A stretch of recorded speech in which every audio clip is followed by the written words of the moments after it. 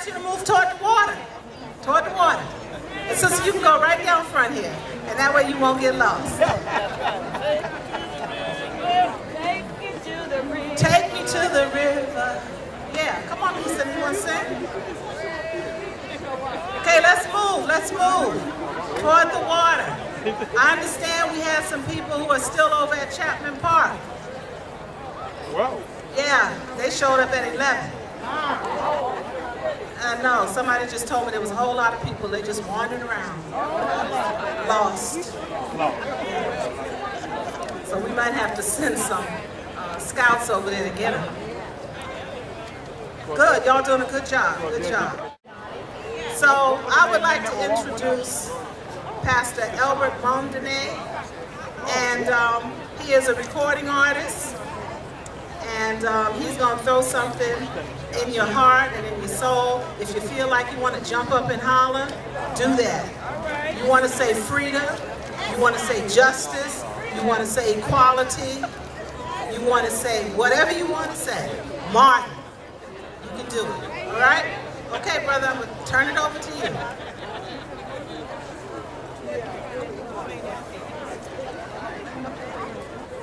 Yeah. Good morning.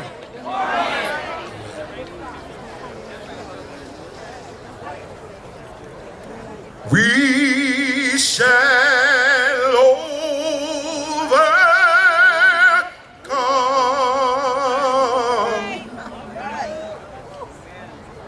We shall overcome.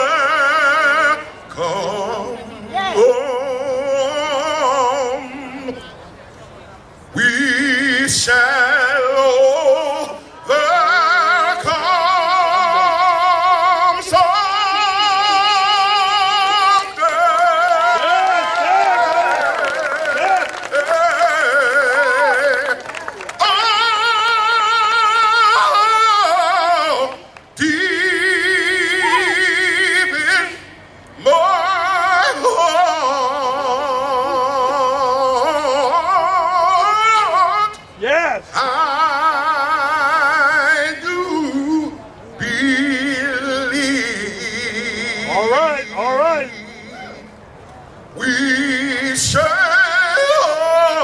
overcome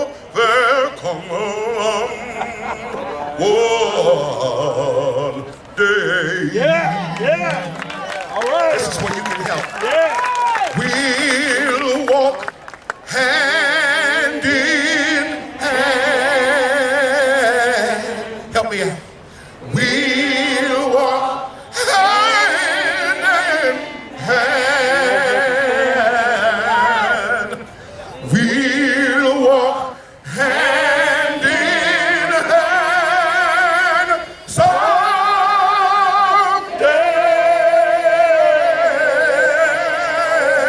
Oh, deep in my heart, oh, I do believe. Well, we'll work hand in hand someday. One more time, we shall overcome. Oh, we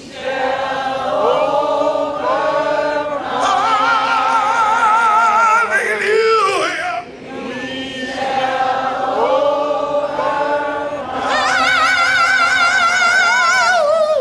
We shall overcome someday.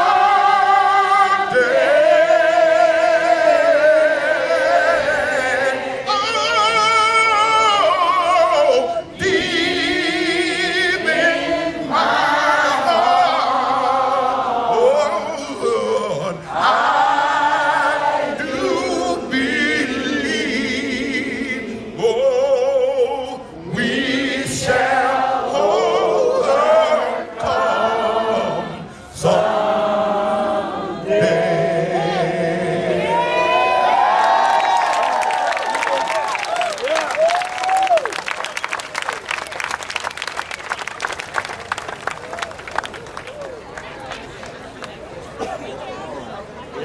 Yeah. Good afternoon. Good afternoon. You know how beautiful you are out there. Yeah. You walk very well. As somebody who's walked on these streets in Portland for 50 years now, I would say you guys are stepping on out. All right. Come on now. My name is Mother Alcina Boozer. I'm a retired Episcopal priest. Was before I was a principal at Jefferson High School for a while. All right, Jim. But it's my privilege and high honor to give the invocation this morning. So if you'll please Keep the bow mic your heads close. and pray with me. Loving and holy God, we are here today to rededicate ourselves to the continuation of the 1963 March on Washington for Jobs and Freedom. Yeah. We have come this day to remember and give thanks for a powerful movement set in motion by a stirring address delivered by the great 20th century prophet Martin Luther King Jr. Through soaring oratory and resolute commitment to the principles of nonviolent confrontation, Martin called this nation to live up to the words espoused in our founding documents. You know, he said on the night before he died that he would like to be remembered as a drum major for justice. That's what he was. Yeah. Bravely leading citizens through gauntlets of fire hoses, vicious dogs, insults and indignities, bullets and bombs. And he refused to be deterred by whomever and whatever would stand in the way of our march toward freedom. Yeah. For 50 years we have marched. We march. We have struggled. We have legislated, demonstrated, and articulated a faith toward full participation in the body politic. Though we have made extraordinary gains, there are those who would try to turn us around. Come on now. God of justice, God of mercy, Come on. let those who would dare try to turn us around hear and heed our words this day. We are led by the spirit of our drum major for justice. And we will not take one step backward. We will not retreat 1 inch. We are headed in one direction. Forward. Forward until there is full peace and justice for all. Oh, yeah. Oh God, empower us. Power. Bless our forward journey until the power of love overcomes the love of power. Yes. Yeah.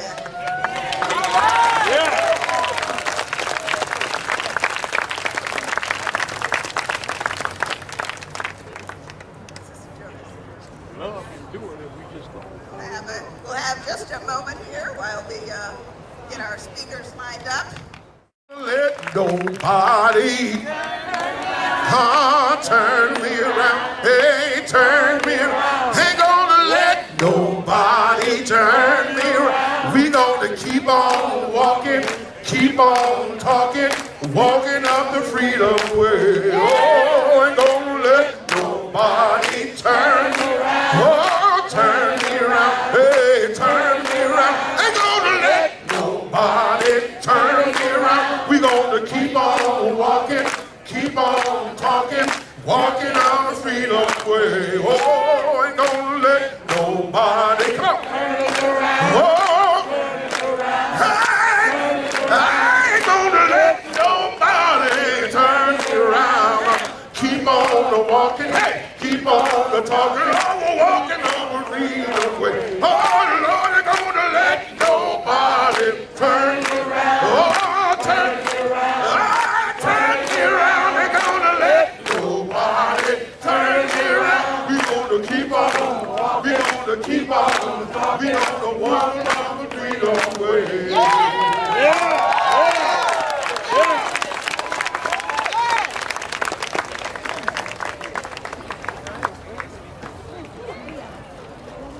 What do we want? Free justice. When do we want it? Now. What do you want? Justice. When do you want it? Now. What do you want? Justice. When do you want it? Now. What do you want? Justice. When do you want it? Now. What do you want? Justice. When do you want it? Now. Right now. Justice.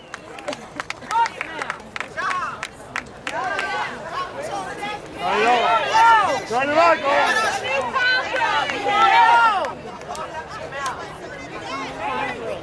Can you hear me? There's something wrong with this mic because I'm yelling. You can't hear me? Now we did. Okay. We have a brother who's coming up to give us a short excerpt of Martin Luther King's speech. Okay, brother, you ready? Okay. The sun is going to come out. The cloud has been good.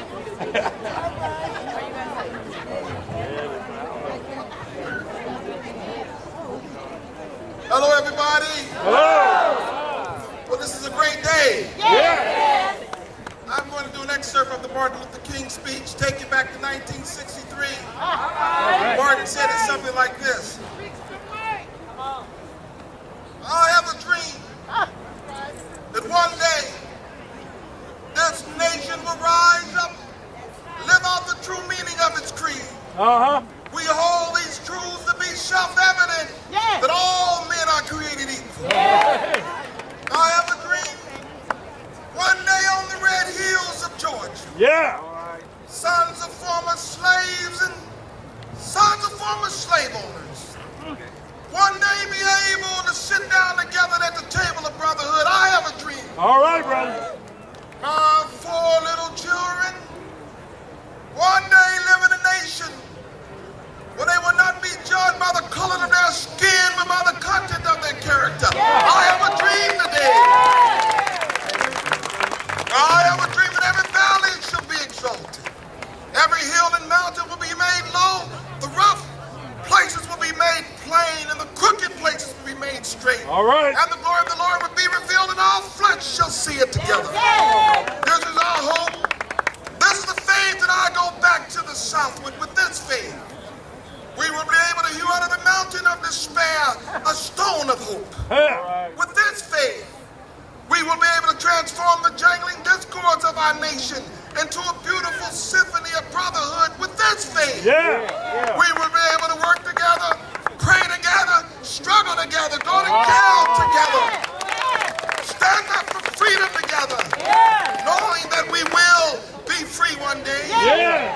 This will be the day when all of God's children All of God's be children. able to sing with new meaning, my country, tears of thee. Yeah. All Sweet right. land of liberty of mercy. Land where my fathers died, land of the pilgrim's pride. Yeah. From every mountainside.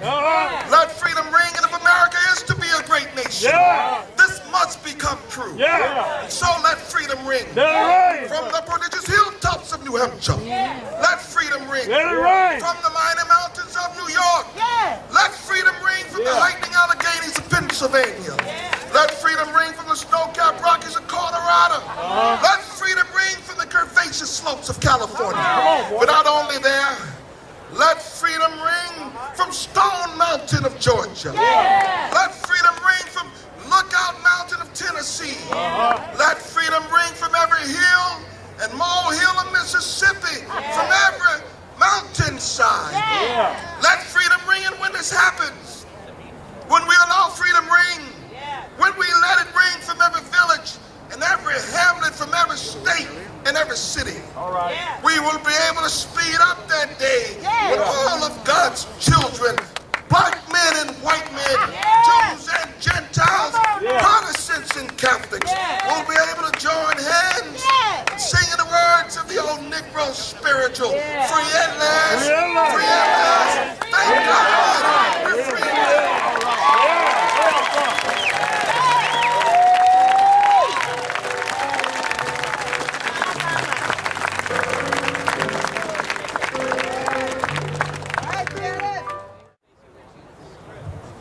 Okay, I have a couple. This is better, huh? Yeah. All right. So we need to make sure that the seats down here, that we can accommodate any elders who need seating. Yeah. Okay? All right. I'm looking out there. Some of y'all, yeah. Send him out. You're in the Right right now. place. Look here. Send Bring him him in. on. Bring him out. Here's another spot. We have programs. Yeah,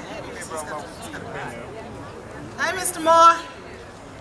How you doing? We're so glad to see this brother here, Black United Front warrior for many, many, many years. Give him a hand. Yeah.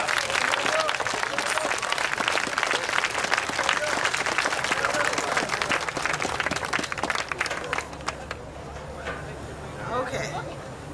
So, I have programs. All right. They right up here. No, we have a box of them. So if we can get some volunteers to come right over here to the tent and get some, you all will be treated well because they'll come around and give them to you. Okay?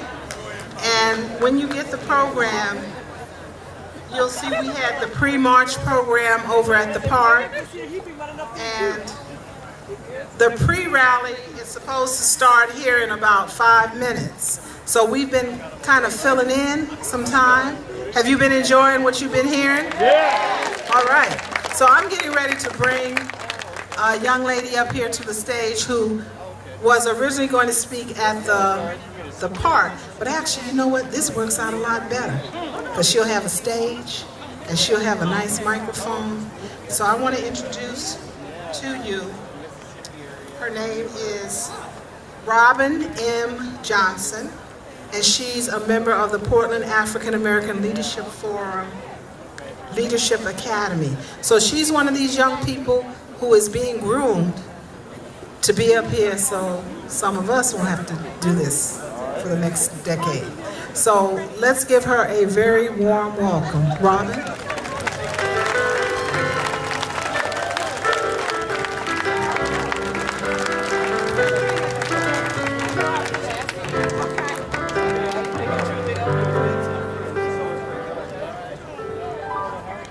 Can everybody hear me okay?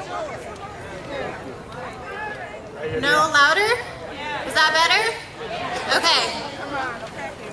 Good morning, everybody. I'm Robin Johnson, and I'm really honored to be here as a member of the Portland African American Leadership Forum's Leadership Academy.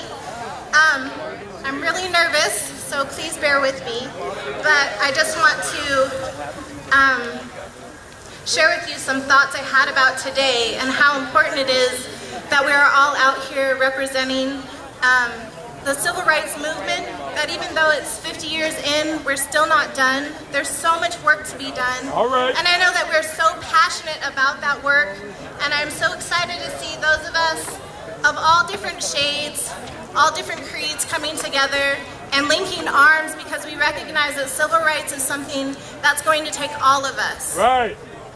I'm really moved to be a part of a city and a community that takes this seriously, that comes out and shows up, that we take our time to acknowledge one another and all of our different issues, that we all recognize that in order to move forward, we need to lift each other up in times of need. And I was really touched by the tagline that came with today was to celebrate, educate, and demonstrate. Yes, thank you. And I guess I'm just really moved by that thought because I was speaking to my dad this morning who couldn't be here because he had to go to work. Otherwise, I'm sure he would have been in the stands with all of us. But he said to me, I am so proud of you for becoming an activist. And that really touched my heart because I know that it's something that he taught me, so it's something that he educated me on.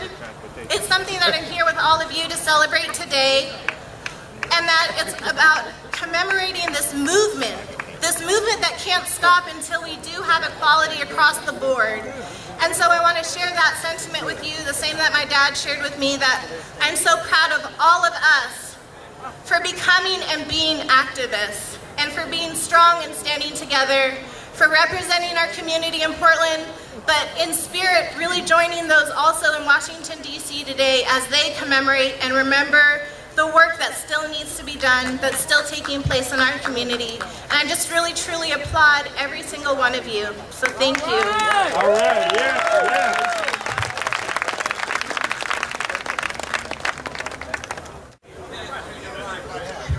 If you look up there to the right, oh, I see the vendors. Okay, we have vendors. I was looking over there and I'm thinking, I don't see any vendors, but. So the next person we have, someone who many of you may have heard in the past. He's going to do some spoken word for us, Mr. Emmett Wheatfall. All right. All right.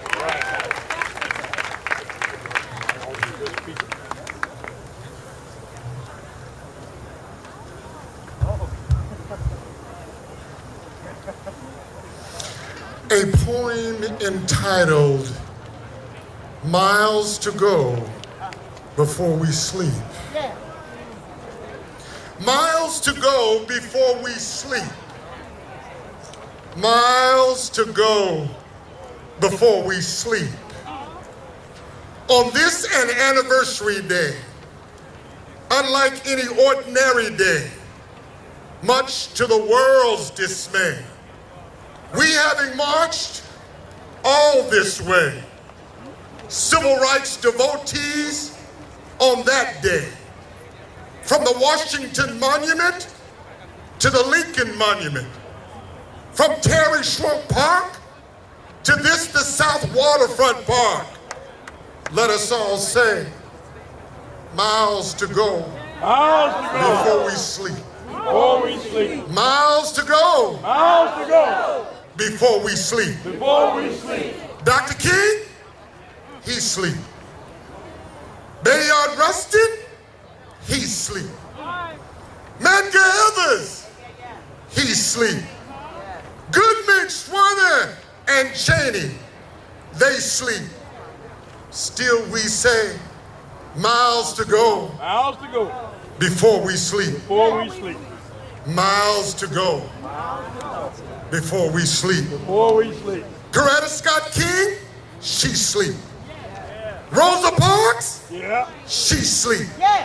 Fannie Lou Hamer, she sleep. Marie Foster, she sleep. Still we say, miles to go before we sleep. All right, brother. Miles to go before we sleep. In the aftermath of the Voting Rights Act, we say, miles to go before we sleep. In the face of New York's brisk stop and frisk, we say, miles to go before we sleep. In the daylight and twilight of Trayvon Martin and Stand Your Ground, we say, miles to go before we sleep. Dr. King gave us the dream. Still we say, miles to go before we sleep. To all of you here today, this I say, miles to go before we sleep. Miles to go before we sleep. All right, brother.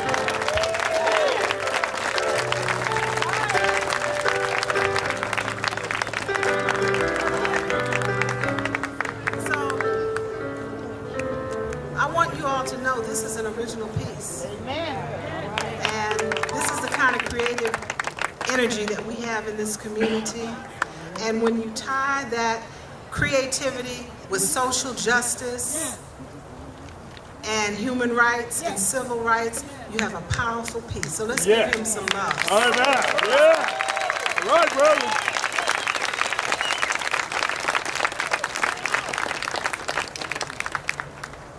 So is Carmen Rubio here? Carmen Rubio? Okay, she's not here, but I do know that Lou Frederick is here. Let's give Lou some love. Come on now. All right. State Representative Lou Frederick.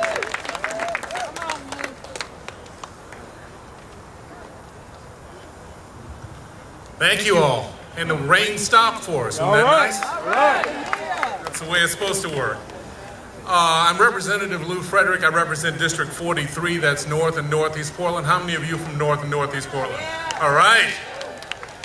I'm going to brag about you in a bit at some point.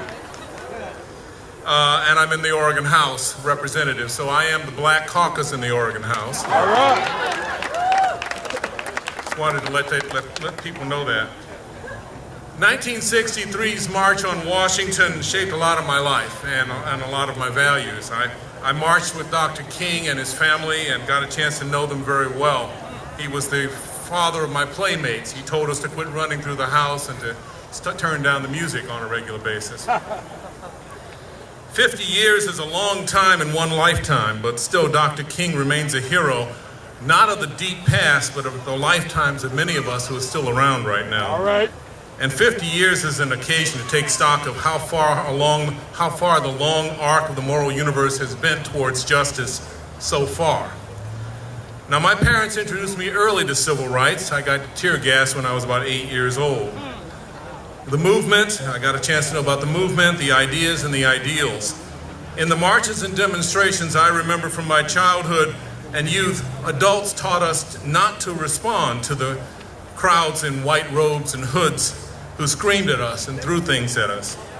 They taught us that we were responsible for maintaining the dignity of the group and that we were capable of doing it.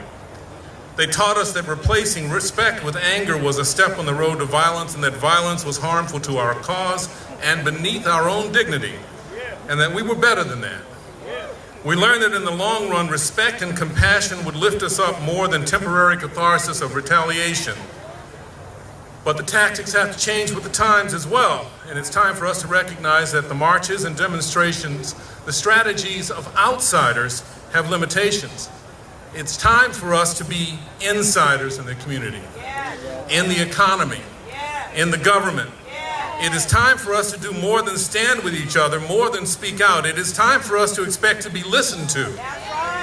It is time for us to be on the inside of rooms when decisions are made. All right. Yeah. In 1964, Dr. King said, "It's true that behavior cannot be legislated and that legislation cannot make you love me, but legislation can restrain you from lynching me," and I kind of think that's kind of important. All right. All right. He often reminded us of the hard work to be done in our communities, in our schools, in our workplaces, and on our streets, and in the halls of Congress, and the city halls, and the county buildings, and the state houses across the country, because we belong there. Yeah. We are past the time of firsts. It's too late to be the first black, the first Hispanic, the first gay, the first Asian, or the first woman for that matter. It is time to go for the numbers. Yeah. The frontier for everybody who's been on the receiving end of unjust behavior, unjust institutions, and unjust systems is to be there when the laws and rules are made, when policies and procedures are put in place. Because the more of us are there, the harder it is for anyone to vote against justice. Yeah. Right. All right. And I'm not just talking about being elected, although I would like to be re-elected, and that's important. And we need people in Salem and in the city halls testifying regularly, as in every day, not just on special days when we have a march. All right, brother. We need people working as staff in every building where laws are made, interpreted, and the laws are carried out. We need young people gathering, like the PALF folks, gathering the knowledge and the skill to take on these roles as my generation ages, because we belong there. All right. Now, my parents are old. They're 90 and 84. They aren't marching so much these days. Although many of my forebears have lived long lives, I frankly do not expect to be here when the 100-year mark is reached. Now, some of you will. The arc of the moral universe may bend towards justice, but not with all of us without all of us pulling on it. Generations together, loving our history, pulling with those who have gone before and with those who will come after. Because when decisions are made, when laws are made, when history is made, we belong there. Yeah. Thank you very much. Yeah. All right.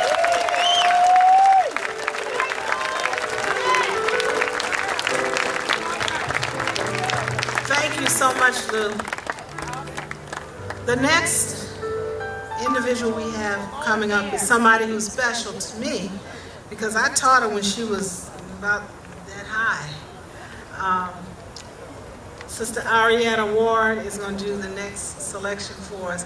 And this is something that you probably know the words to because it's not that complicated. So if you want to join in, if you want to hoop hoop, you can do that, okay? All right, Arietta.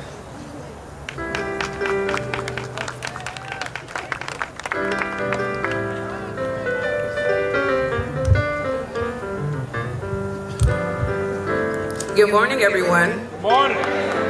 It's such a blessing to be here with my elders, my peers, my mama, you know. So, we're going to talk about a hammer, a bell, and a song to sing. Is that all right? All right. If I had a hammer, I'd hammer in the morning. I'd hammer in the evening. All over this land, I'll hammer out danger, my bad. I'll hammer out warning. I'll hammer out love between my brothers and my sisters all over this land. If I had a bell, I'll ring it in the morning. I'll ring it in the evening. All over this land, I'll bring out danger. I'll bring out warning. I'll bring out love between my brothers and my sisters all over this land. If I had a song, I'll sing in the morning. I'll sing it in the evening.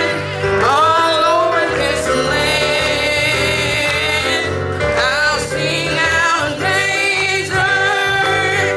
I'll sing out warning.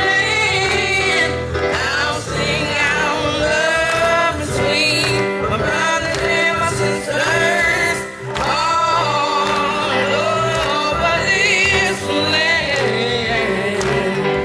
Now I got me a hammer and I got a bell and I got a song to sing all over this land. It's a hammer of justice. It's a hammer of what is it? There's so much better love between my brothers and my sisters all over this land. We gon' do it one more again. Well, I got a hammer of justice. I got a bell of freedom. I got a song about love between my brothers and my sisters all over this land.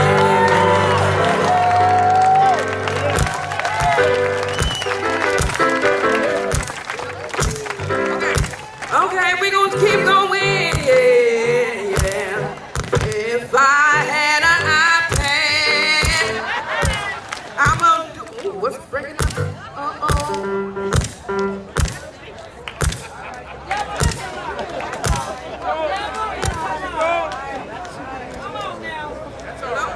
Check. Can you still hear me? Yeah. Oh, I guess they didn't like the iPad part. It's okay. Well, you want me to do another song or is it okay? Okay. This is my teacher forever, and we gonna make up the song because we're both teachers and that's what we can do. If I had a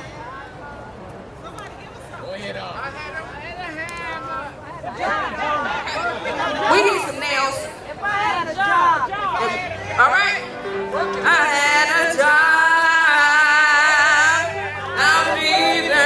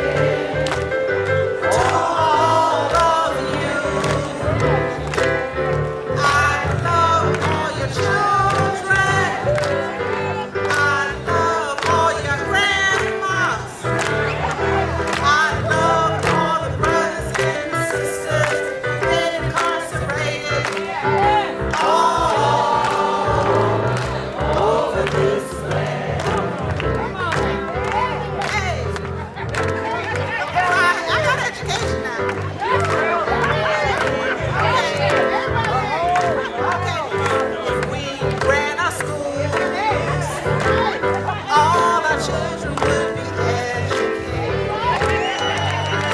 All be educated. All over this land.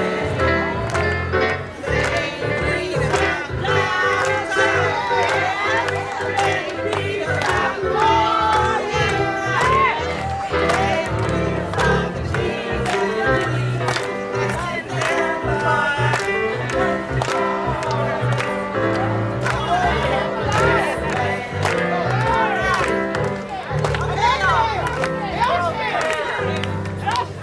in their mind.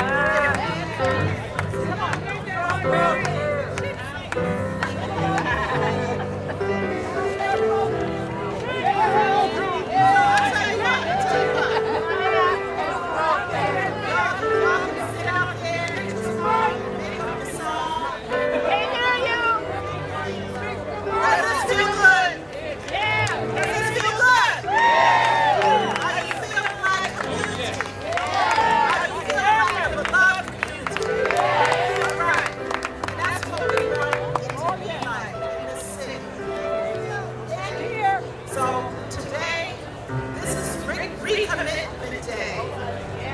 That's what I heard the folks in DC, all everybody's talking about is that we need to recommit. Okay?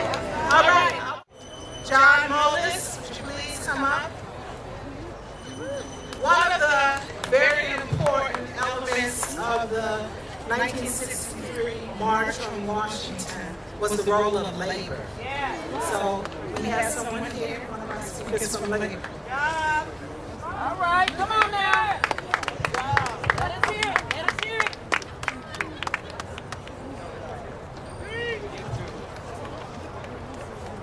Thank you very much, and good afternoon, everybody, and thanks for the opportunity to be here and be part of this commemoration. I think most everybody here knows Dr. Martin Luther King was assassinated on April 4th, 1968 in Memphis, Tennessee.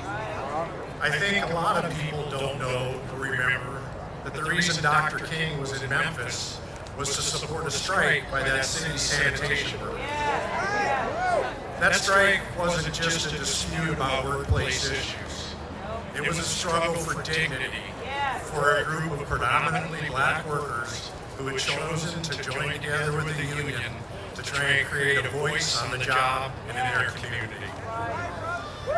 The past 5 years of the Great Recession have been brutal for workers and their families. The unemployment rate in our country and in our state is far too high. All right. But the unemployment rate in African American communities in our country and in our state is shameful. Say it. So let us join hands and join efforts to make sure that everybody that wants a job, anybody, everybody that wants a job, can get a job. And not just any job, a good job. A job that pays wages that can support their family, a job with health and pension benefits. Right. So that workers can support their families, support their communities, and retire in dignity. Say it, brother. Let us join hands and join efforts to support education and job training programs that will make this possible. As Dr. King did in Memphis, let us join hands and join efforts to recognize the dignity of all workers and defend their rights to bargain with their employers for a just workplace. I'd like to close with a quote from Dr. King. Our needs are identical with labor's needs.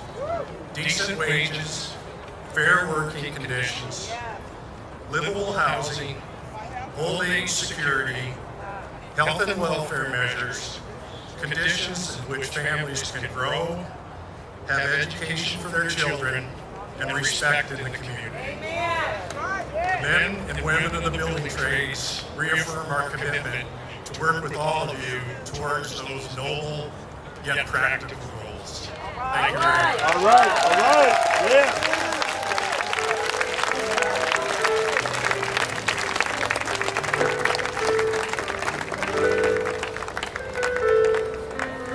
Next, I to the stage someone that I've known since she was young.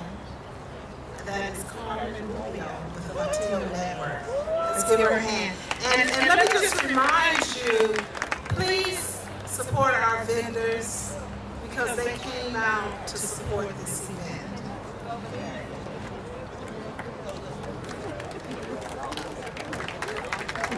Good afternoon.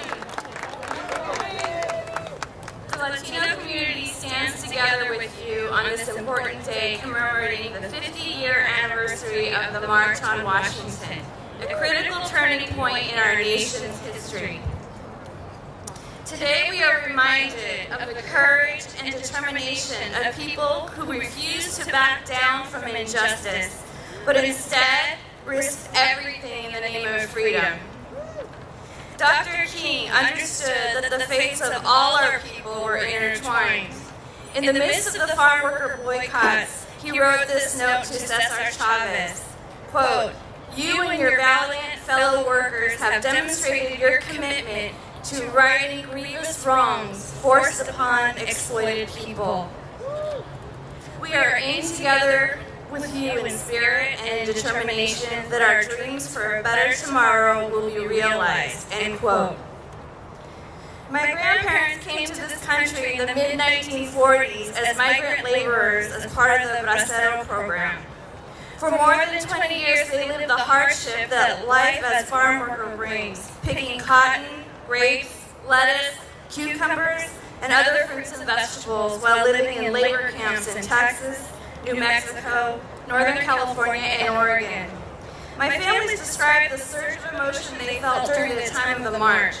Fear of fatal retaliation on our local and national leaders calling for change, but a tremendous bursting hope for a different way of living, one that recognized the dignity, contributions, and intellect of all people.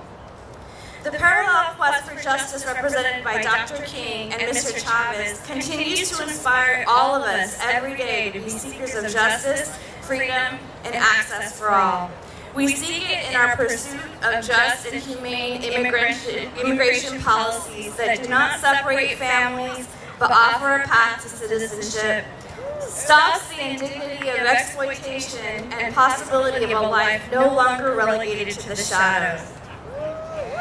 We seek access to a better quality of education that leads to high school completion for all our students, with strong schools equipped with books and teachers that reflect the beautiful diversity of our families and students. We stand together with you seeking justice and action to interrupt the alarming rates of suspension, expulsion, and adjudication of our black and brown boys and young men by shifting to a frame of opportunity and hope, and where any child wearing a hoodie and dark skin doesn't bear the burden of a potential threat of death just for being who he is. We cannot walk alone, Dr. King said 50 years ago. And as we walk, we must make the pledge that we shall march ahead. We cannot turn back, and our community will not turn back. All right. We continue to build upon the rock of brotherhood and sisterhood by honoring the path of the elders, by engaging the next generation of leaders of color in the work that continues today. We build when we advocate for jobs, housing, and resources for our growing communities, by sending our youth to college. It continues through supporting our minority-owned businesses and our vendors with our dollars, and community-minded elected officials with our votes. Yeah. The dream lives on in us and our children. We will never turn back, but Never turn continue back. to walk together with you, beside you, our brothers and sisters in justice, our arms and spirits linked, and eliminating the shadow of injustice and bigotry by letting the sun shine in and honoring the legacy and the responsibility left upon us 50 years ago today. Thank you for the honor of being with you on this important anniversary. Yes, all right. All right.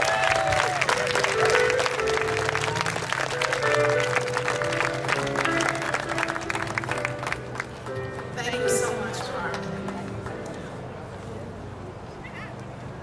Next, I am thrilled to invite two of our young leaders in training. And they just told me that they're so excited to be here. But they were so excited, they said they would share the slide. But I think once they get up here, if you need an extra minute or two, sure. So we have Erdina Cancion, who is the president of the Urban League Young Professionals. And then we have Kimberly Butler, who is vice president of the Urban League Young Professionals. All right, all right.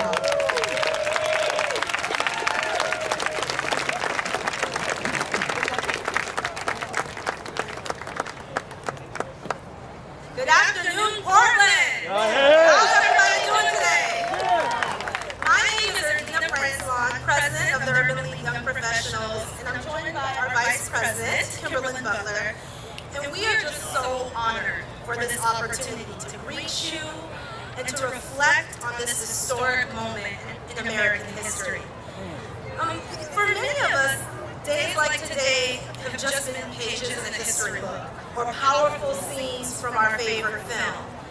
But today we push the rewind button on that video and watch America and the city of Portland take giant strides in creating much of what we take for granted today in education, in equity, and in justice. You know, and the beauty of any film and any narrative is transformation. And when we rewind, we see how our country's stumbling blocks became stepping stones to the dream. Our forefathers and great African American heroes, like the Urban League's first executive director, Bill Berry, ushered the dream right here to Portland. And when we rewind and look at that video, it shows us the road was not easy, but our people stood together on the banks of the river, beckoning for future generations to follow the lead. When we rewind, we can see our mothers and fathers who labored tirelessly to help America overcome bitterness. We see the youth of the movement who walked through perilous roads, risking their lives, demonstrating a relentless commitment to the dream. Some endured the chains of injustice so that we can show forgiveness. We see others who bore the pain of degradation so that we could prove patience. All right, young lady, all right.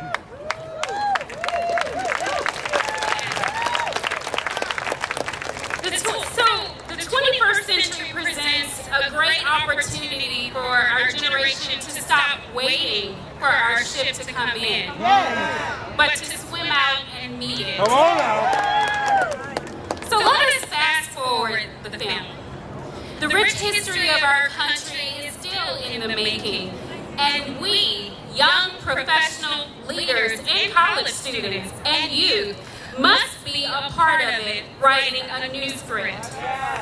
Dr. King spoke of the fierce urgency of now. So we are the now generation because we truly believe the future is now. We live in a land of freedom and opportunity. We see a new day. It's a day that has brought us to the threshold of redeeming a dream that was once born in the heart of a man 50 years ago. Yet, out of many came one movement that helped people change the course of history for the world, for Portland.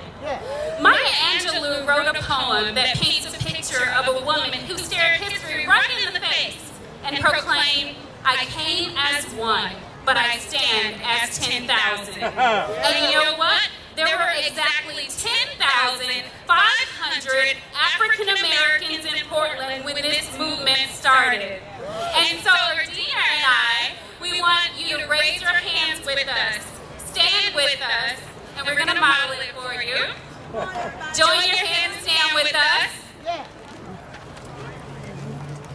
Thank you, because we know you believe with us.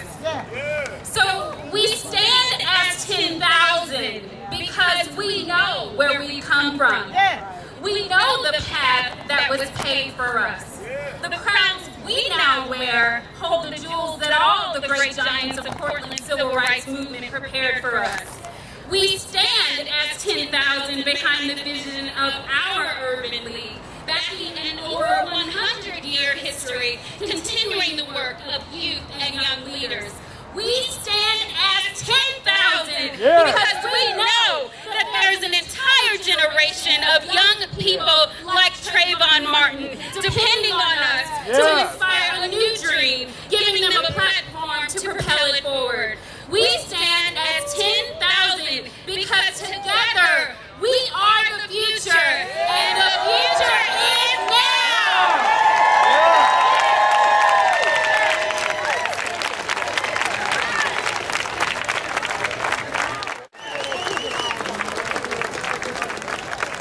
This is what the struggle has been about, making a better community for our children so that they can stand before you and say the things that these young women just said.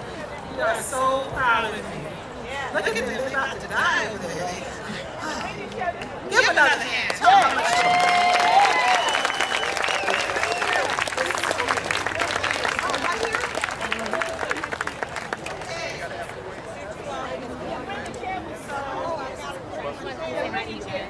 the next person who is going to take the podium is someone that we all should be so proud of, because we don't have a lot of them in this country, and that is our very own Sister Judge, Adrienne Nelson.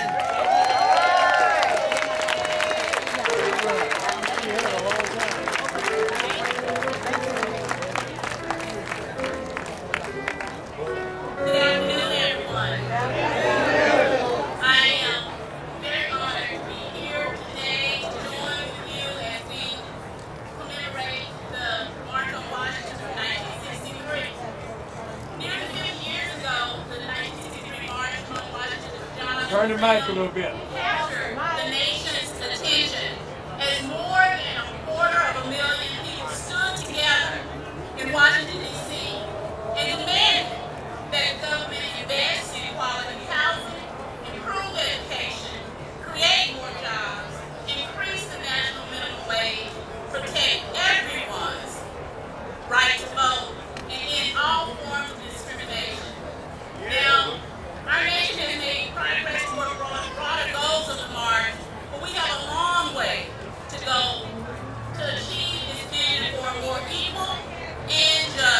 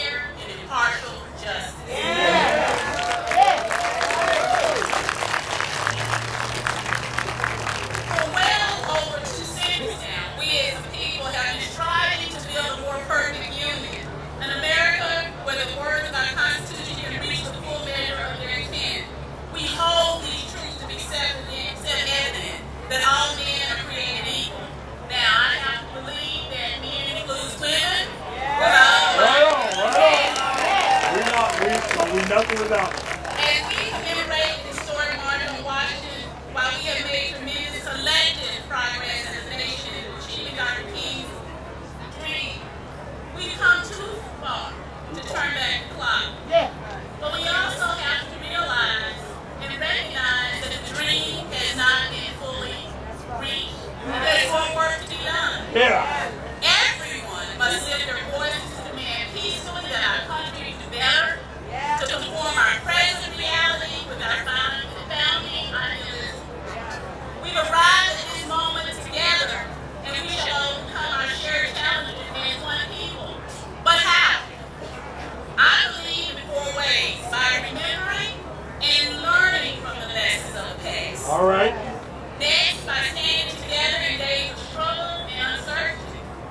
And third, as President Obama said in his inaugural address earlier this year on January 21st, 2013, we continue a never-ending journey to bridge the meaning of those words of the reality of the Constitution with the reality of our time.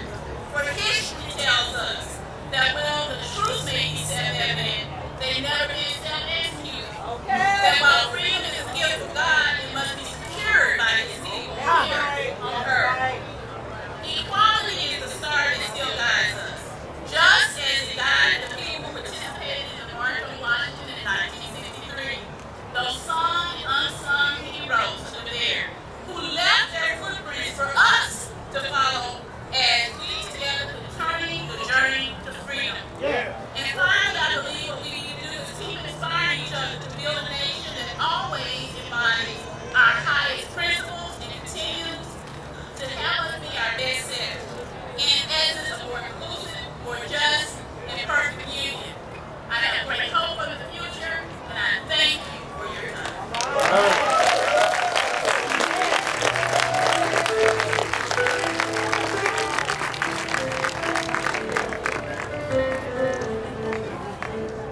Can I please have Reverend Allen to come to the tent? Are you here? He's here? So please come to get us started. There's something about that music. Y'all want some more music? We need some music. Okay. So I asked Sister Arietta if she would come and sing a song for us. Now, this is, in case you don't know, this is Janice Spargans, who just happens to be Arietta's mom. So we've got a dynamic duo. And there, all right. Hey, Janice starts strumming the keys.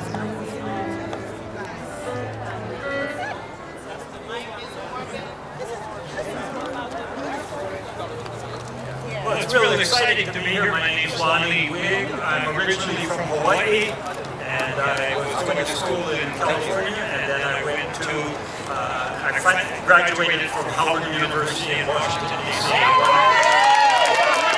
wanted to get in touch with what was going on in America at that time. Thank you. I live here now. I'm Camilo Marquez. I was a 21-year-old, just graduated from college. And what the March on Washington did for me was really consolidate my identity as a progressive and as an activist. Now I'm mainly involved with healthcare reform, with healthcare for all Oregon. We have a campaign for universal healthcare in the state. I want you to go to hcao.org and figure out how you can get involved in this campaign, because we need everybody. We're going to need 1 million people to get a universal care program here in Oregon.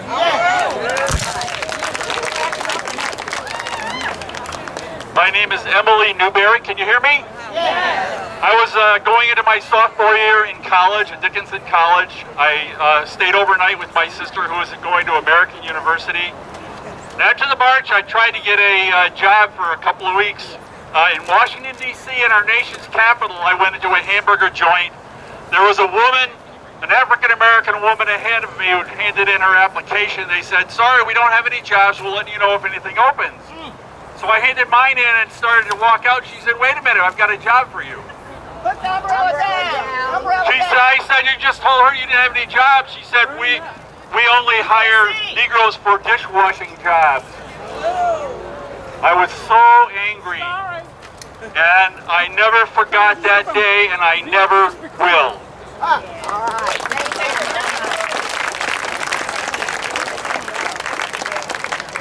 Hi, I'm Annie. Can you hear me? Louder.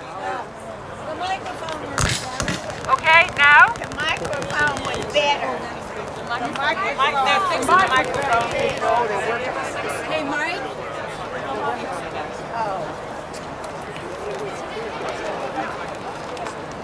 Can you hear me? Yeah. I'm Annie Popkin. I was a senior in high school and went with my friends to the wonderful March on Washington with thousands of other people. And the next summer I was a civil rights volunteer in Freedom Summer, Mississippi. And that's been my work ever since. Yeah. Working with Unlearning Racism here in Portland. All right. Great to see y'all.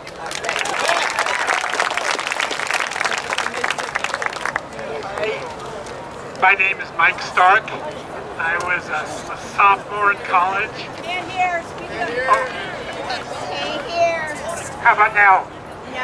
Yeah, I was a sophomore in college, and mainly I want to say that I wish you all could have been there. Yeah. It was a wonderful day, a beautiful spirit, and a vision for a future that you and I have fought for, and for a future that all people deserve.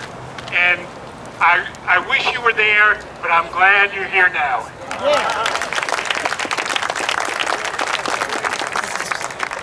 My name is Katie Brecht, and I was 11 years old, and I didn't really understand it. I was a kid, and I was just curious. I heard about this thing, and I lied to my parents and told them I was going to the library.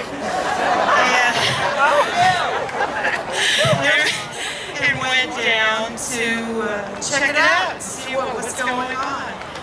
And I don't remember anything about the speeches or much of the meaning of it. I went down and I said, oh, you know, it's a bunch of adults talking. But all the people, the huge number of people. And the one thing that I think I would remember to all of you is that at 11, being a kid who was local there, I saw the big cannons and heavy weapons that the government had hidden slightly out of view, but were there to be used against those people. Obviously, just like today, they were ready to crush that violently. And so what I understand from that is that there will always be resistance. There will always be resistance, but keep pushing. Every generation, keep pushing.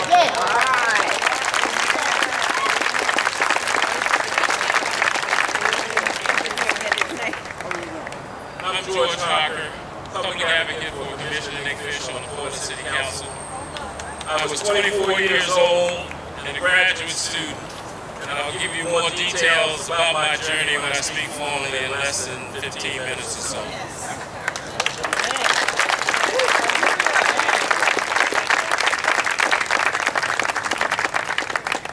So these young people witnessed history. Let's give them a hand. And some of you young people around here, this is a wonderful opportunity for you to stop these folks and just talk to them and find out more about their experience. Next, I'd like to see if Pastor Newsom, are you ready? Oh, yeah. Okay. So the next part of the program, if you look in your program, you'll see that we have a Blessing for All Nations litany. This is a special presentation. I understand that they actually did the same presentation when Bishop Desmond Tutu was here a couple of years ago. So you really is a special treat. I'm going to turn it over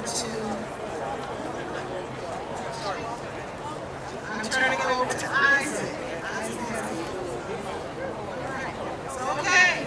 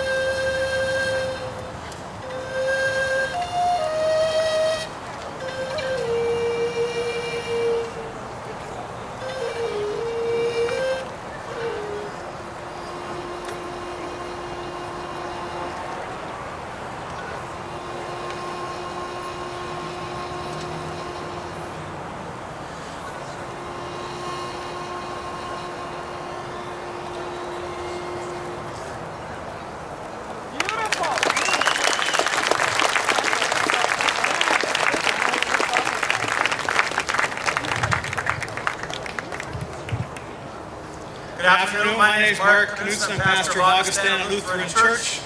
I'm a proud member of the Albina Ministerial Associates Alliance and part of the steering committee for this event. And with some of my good friends, we're going to offer a blessing of the nations. They're going to say who they are, and then we will have the blessing. Before we pass the mic, I do want to say a thank you to all the musicians, Ariana Ward, who sang earlier, Shakura Mitchell, Isaac Trimble just a moment ago, the Open Circle Choir.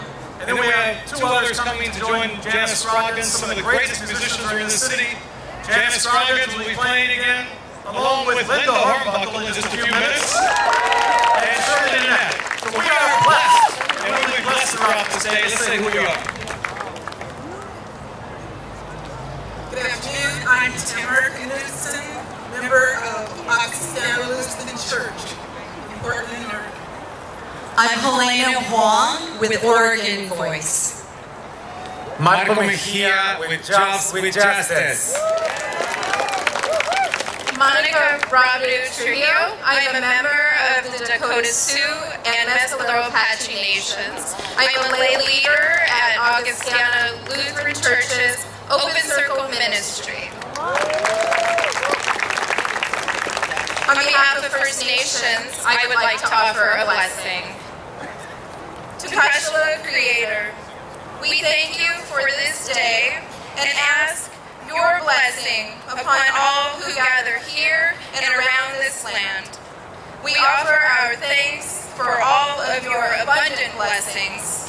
And on this day, thank you for those who marched in 1963. We thank you for all who have stood up for justice and peace throughout the ages from every tribe and culture.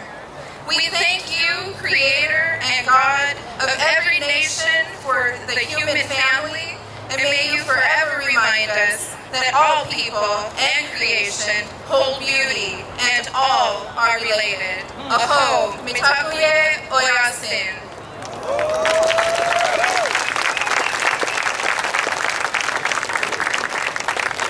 We ask for a blessing upon this nation and all nations, that we will honor this historic 50th anniversary of the March on Washington by renewing our commitment to demonstrate for justice for all people who reside in this nation, echoing Dr. Martin Luther King's refusal to believe that there are insufficient funds in the great hall of opportunity in this nation.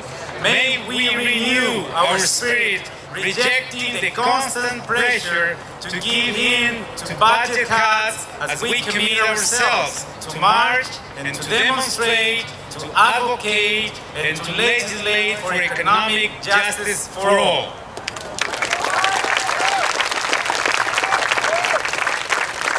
Today, we ask for your blessing and resolve to 1. Join our national colleagues who are marching in D.C. right now to push Congress to update the national voting rights law so that someday all 50 states will be covered.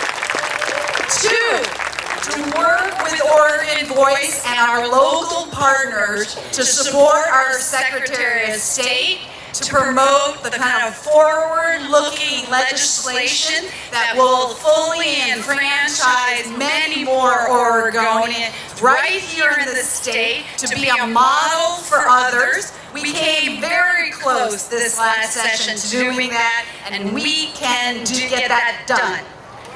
3rd, and most importantly, to be sure that you and your family and friends are registered to vote and turning out for our 2014 election.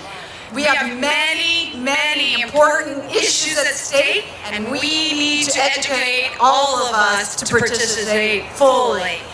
The dream lives on.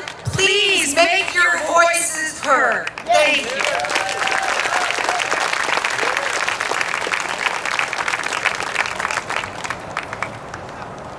Randall, Eugene Carter Blake, Bader Rustin, Daisy Bates, Rosa Parks, John Lewis, Whitney Young, Roy Wilkins, Gloria Richardson, and many more.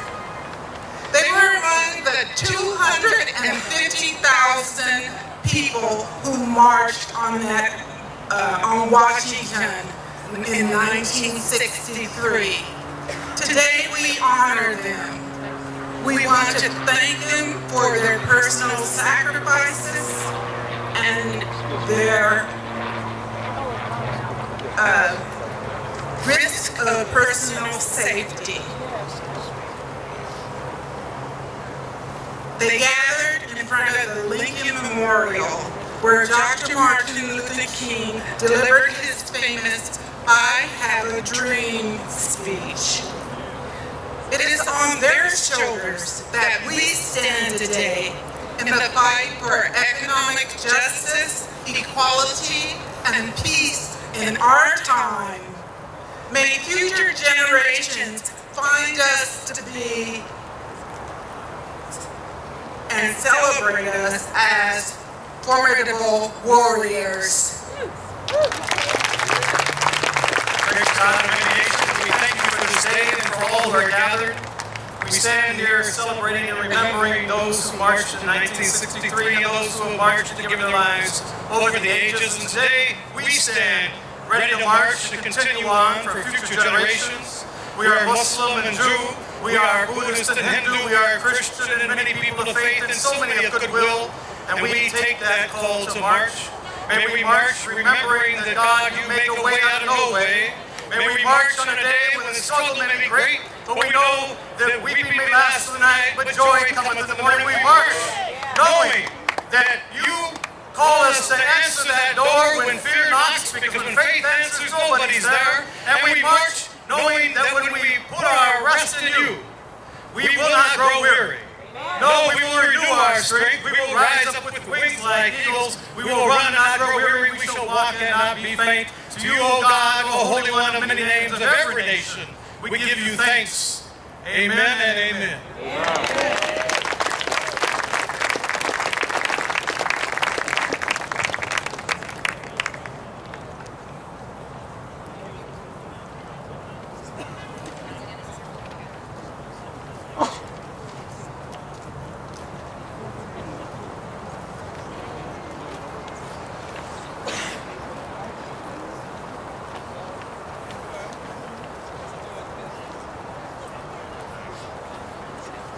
I can sing a blessing song. Can we have everyone rise, please? This is very one. Hey, oh, hey, hey, oh, oh, hey, oh, hey, oh, hey, oh, hey, hey, oh, oh, hey, oh, hey,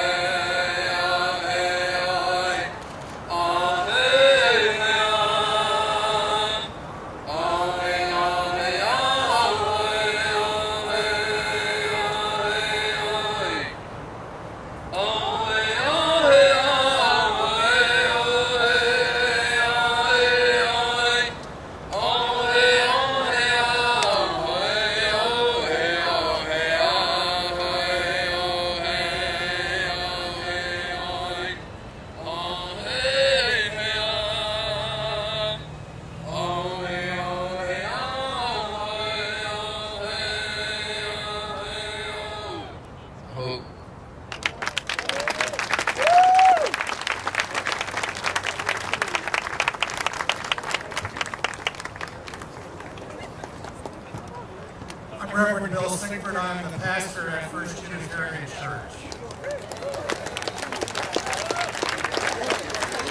Will you pray with me now? Spirit of life and of love, dear God of compassion, God of justice, we come as people of many faiths, but we are all people of faith.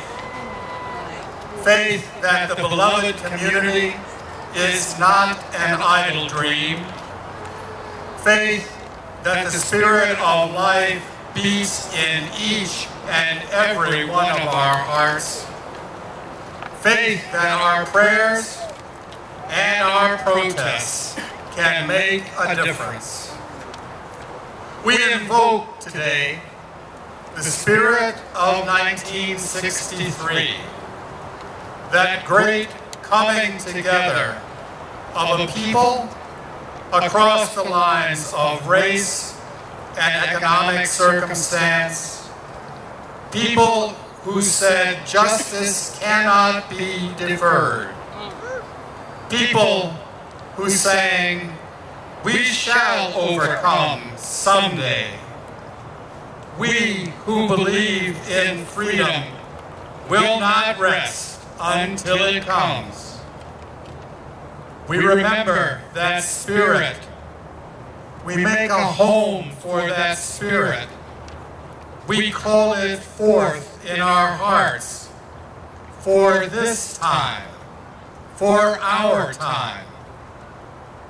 Great Spirit, move within us and among us as today we promise again to educate, to celebrate, and to demonstrate until justice is real. As we promise once again, never, never to let the spirit of love and of justice die. So may it be, and amen.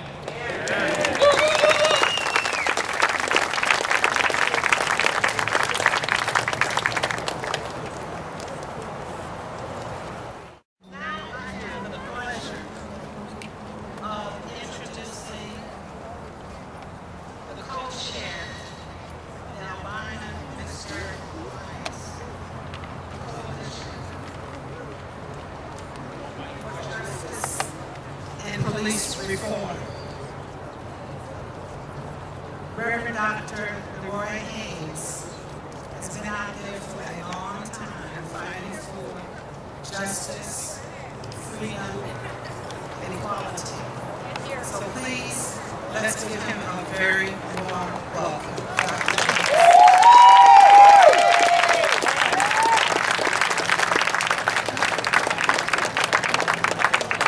Let's put those hands together and give the Lord of our feet whatever it is, some praise. This is a grand historical day and opportunity that we have gathered together as a city and a region. We're going to just welcome you in a formal fashion today. Many acts across this city and across this nation. Why should we celebrate 50-year anniversary of the March on Washington? I'm here to state in definitive terms the reason why. We are here today as others gather at our national capital. Cities throughout America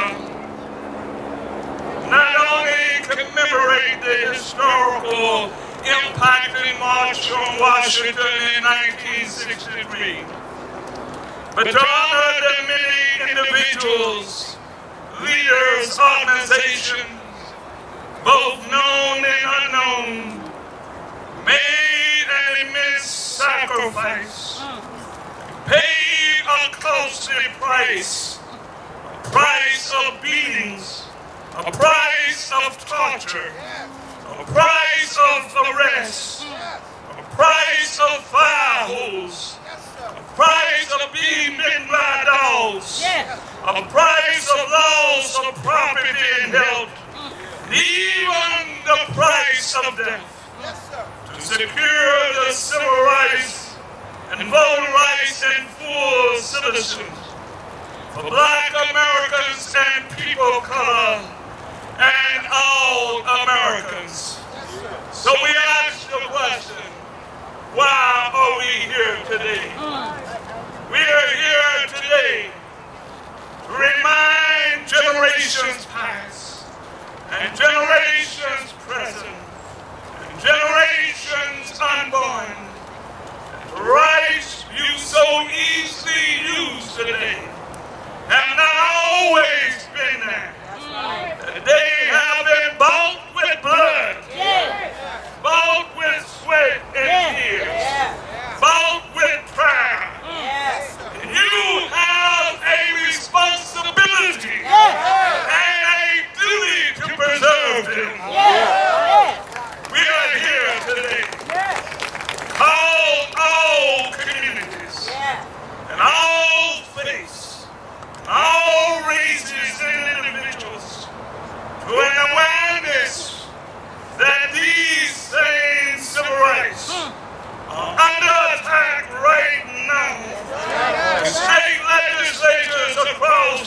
country, in Congress, and even in the Supreme Court.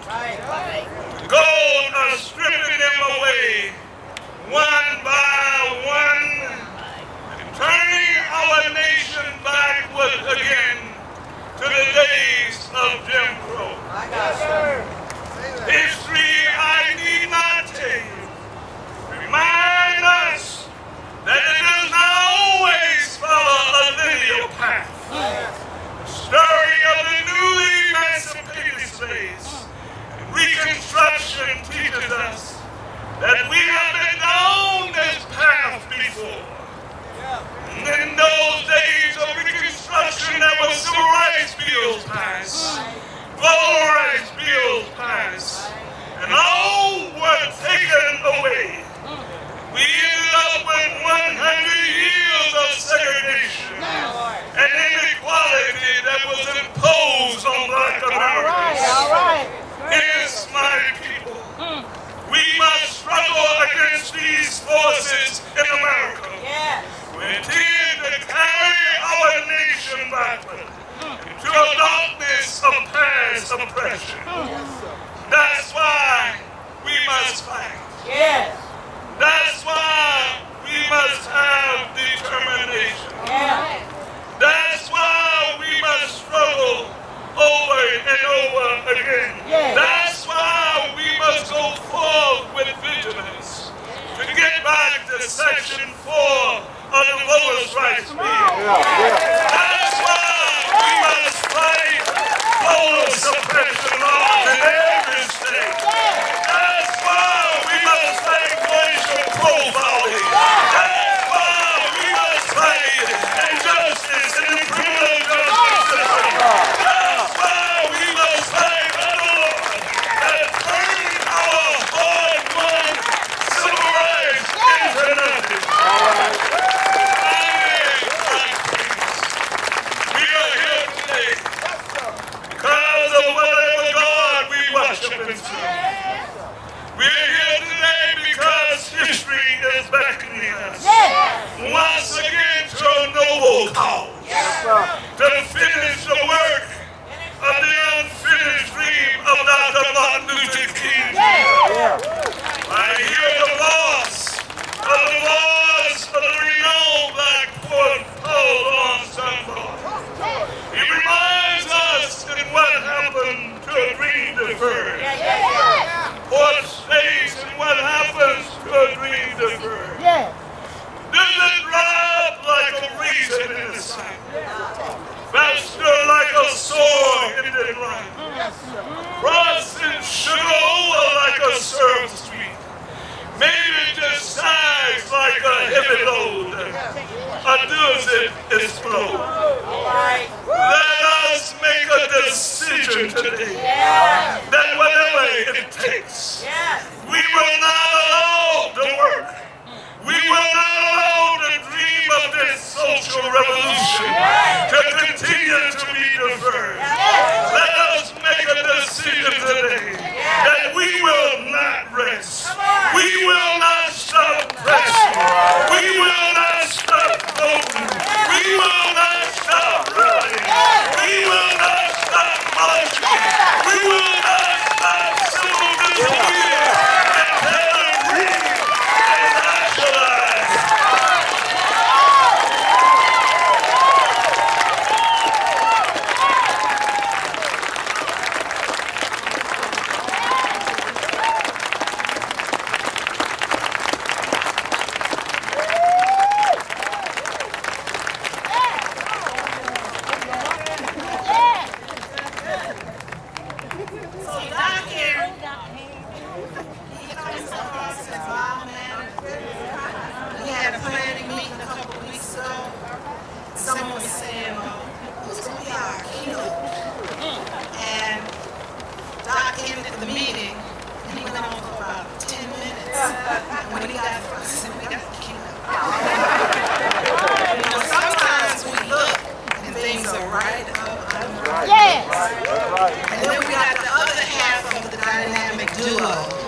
Dr. Bethel.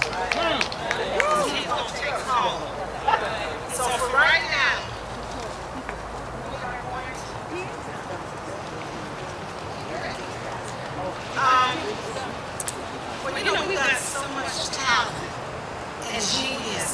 this city.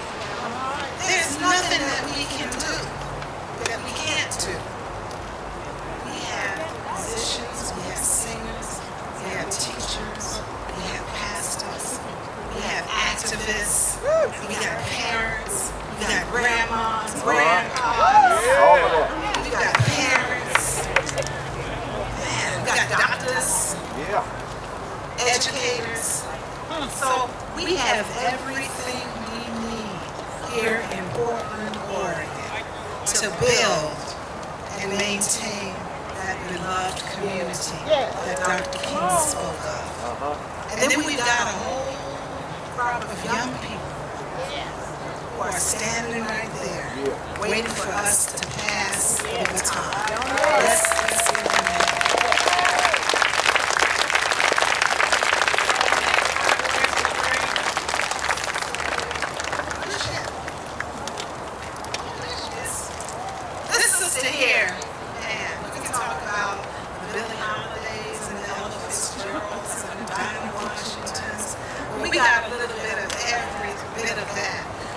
Up in this next sister, Sister Linda Hornwood.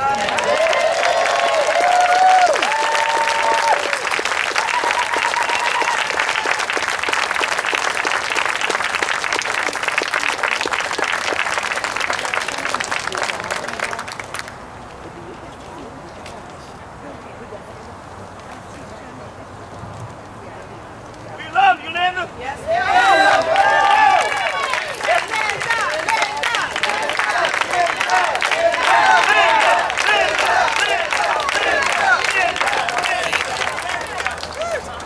So much. First of all, I want to thank you all for praying for me. Thank you so much. Your prayers have worked. Come on and give God the glory. Yes. Yes. I'd like to let some of you know that I am battling some cancer issues, and the battle is starting to Take your time. subside.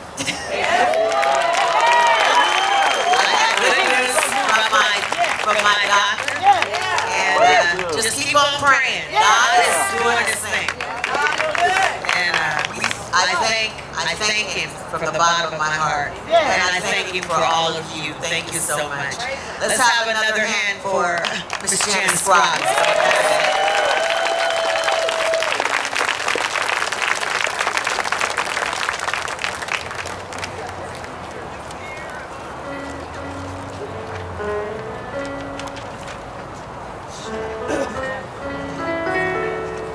Those of you who know me, I love the Black National Anthem. But what I don't love is when we try to sing it, people go, so guess what? 5 o'clock this morning, I was typing up the words for you. So somebody we're going to make sure those folks back in Washington, D.C. hear important. Okay, come on, you folks in the back. Go down and get your words. Some of y'all look like y'all possible. Come on. Come on down, don't lose your shit. There you go. Good.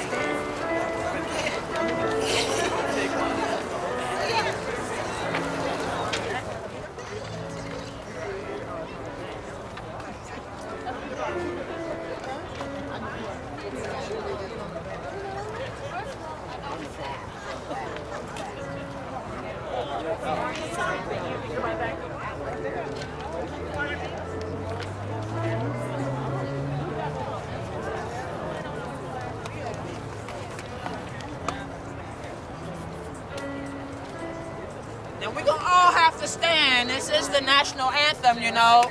So get out of your chair. You know you gotta stand. If you can, you need to be standing. All right, don't make us get mad now. Show out. All right, what you saying? I'll call you in a second.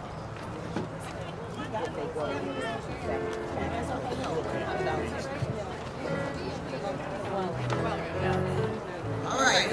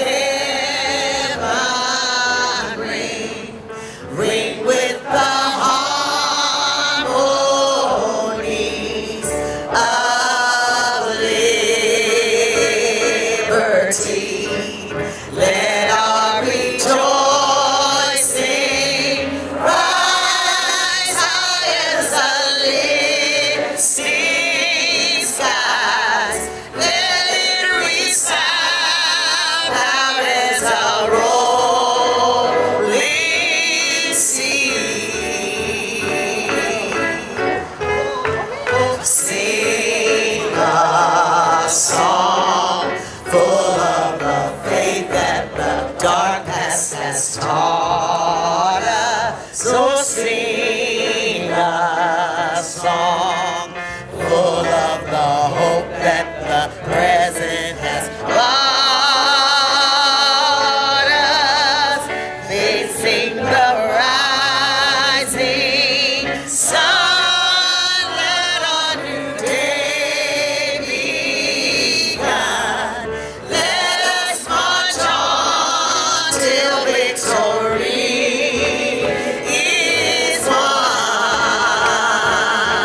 Second verse. Stony the road we trod, bitter the chastening rod, felt in the days when hope unborn had died, yet with a steady beat and not a weary feet, come to the place for which the Father sighed. Oh, we have come over a way with the tears have been watered. Oh, we have come treading our path through the blood of the slaughtered, out from the gloomy past, till now we stand at last, where the white gleam of our bright star is past. Are we going on? God of all weary years, God of our silent tears, Thou who hast brought us thus far on the way, Thou who hast tried thy mind, let us into the light. Keep us forever in the path, we pray. Oh, let softly say from the places, our God, where we met thee.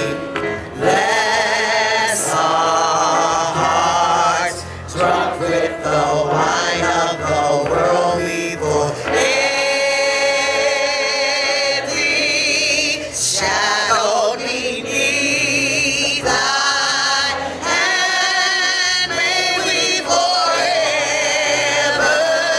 stand true to our God, true to our native land.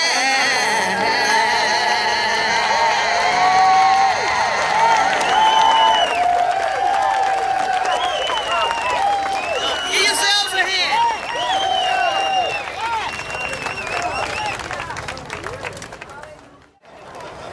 I'd like to invite George Parker to come up, and he's going to give us some reflections of a march 50 years later. All right.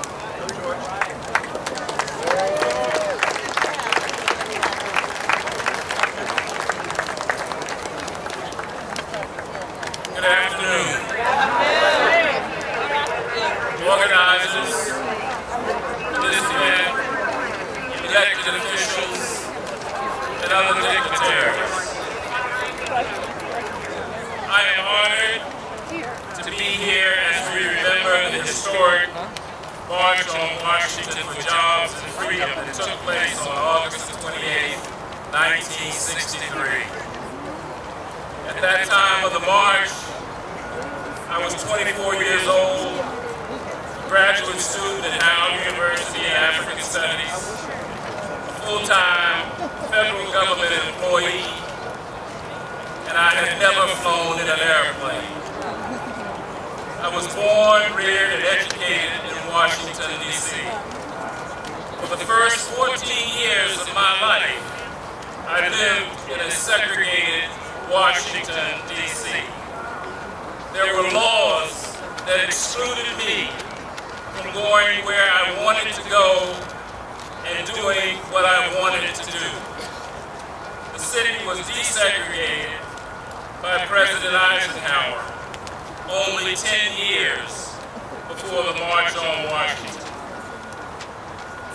I remember having a full mixture of emotions: excitement, anxiety, and fear, all competing with each other. The media coverage about the march on radio, television, and in the newspapers detailed these same feelings with a heavier emphasis on the possible trouble and race riots that might occur, as an estimated 100,000 black people arrived in Washington, D.C. to march down Constitution Avenue. I had marched down Constitution Avenue as an elementary student patrol boy, and as an undergraduate Howard University ROTC cadet. I had seen several parades on Constitution Avenue, including those following the inauguration of presidents. At that time, the most recent inauguration on January 20th, 1961, of President John F. Kennedy. On August 28, 1963, I was overwhelmed by the number of people. I learned after the march that there were an estimated 250,000 marchers, of whom 60,000 were non-blacks and mostly whites. The march organizers, Reverend Dr. Martin Luther King Jr., A. Philip Randolph, and David Rustin, felt that if 100,000 people marched, the day would be a success. All previous parades that I participated in and watched as a bystander put together were minuscule by comparison. My excitement gradually began to overcome my anxiety and my fear, as I realized by each step I took in the march that there was a peace in the air, and I could feel it coming from all of the marchers around me. I had never seen so many black and white people together and moving with a single purpose: jobs, freedom, and justice for all Americans. It was a captivating experience. I twisted, gently pushed, and wiggled until I was as close as I could get to where the speakers could be seen.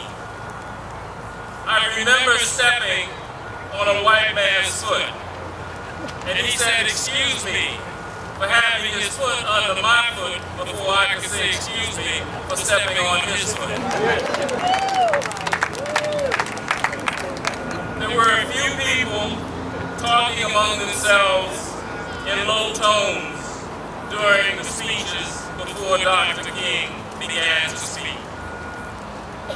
I felt a strange silence around me as Dr. King began to speak.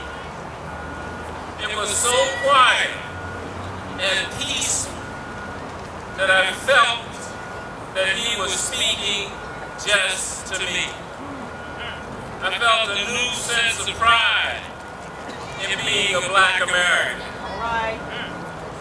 His I Have a Dream message and my participation as a young black American in the march, overcoming my own fears of potential race riots in the city that was segregated during my childhood, became a defining moment for the rest of my life.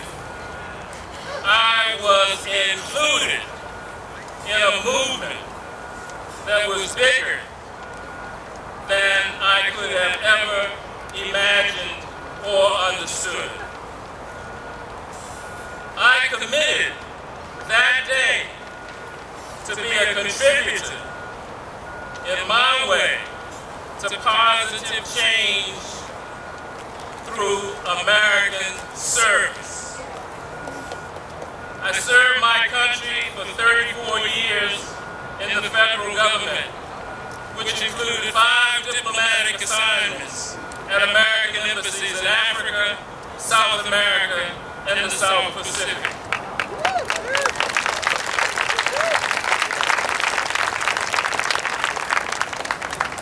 At last count, for the man who marched on that day and had not flown, I have been in, worked, or visited 53 countries. I served Fortune 500 companies in the area of diversity, training, and consultation from Maine to Florida for 6 years. I have served my church as a Christian minister of the gospel in Boring, Oregon for 8.5 years, where I often tell people the saints were anything but boring. For the past 4.5 years, I have been fortunate to have the honor and privilege to serve the city of Portland as the public advocate for Commissioner Nick Fish.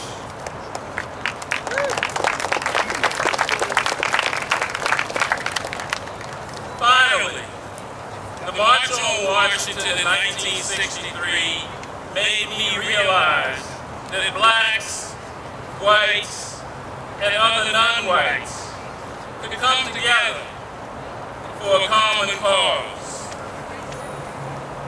I still believe that. We live in the greatest country in the world. There is absolutely nothing that we cannot accomplish as a people if we come together. At the end of that march, I was no longer concerned about being alone, stepping up, or stepping out. I have to mention this now because I just learned it today from one of my brothers, Jeff Smith, who's in the ILWU labor union, that Dr. Martin Luther King was an honorary member of that union. And that union, along with other union members that he felt so strongly about, are here today. Thank you very much.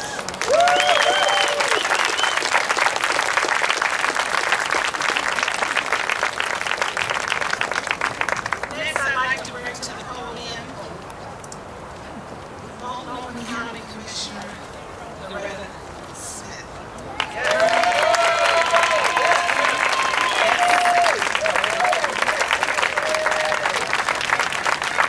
Thank you, Joyce. Good afternoon. We're going to try that one more time. Good afternoon. Commissioner. It's so good to see all of you, and I am so happy that I am on the diocese before Senator Margaret Carter. Because that was the first lesson that I learned when I first came to Oregon. And I worked for Congressman Wyden, and he said, make sure that I speak before Margaret. You know, I wasn't born in 1963, but I am living a dream. And it's not because I'm the only or the second African American in the history of Oregon to be a Multnomah County Commissioner. It's because I'm here with you today. And it's because I stand on the shoulders of giants. Giants like my grandfather who came here from Brooklyn, New York to work in the shipyards and work as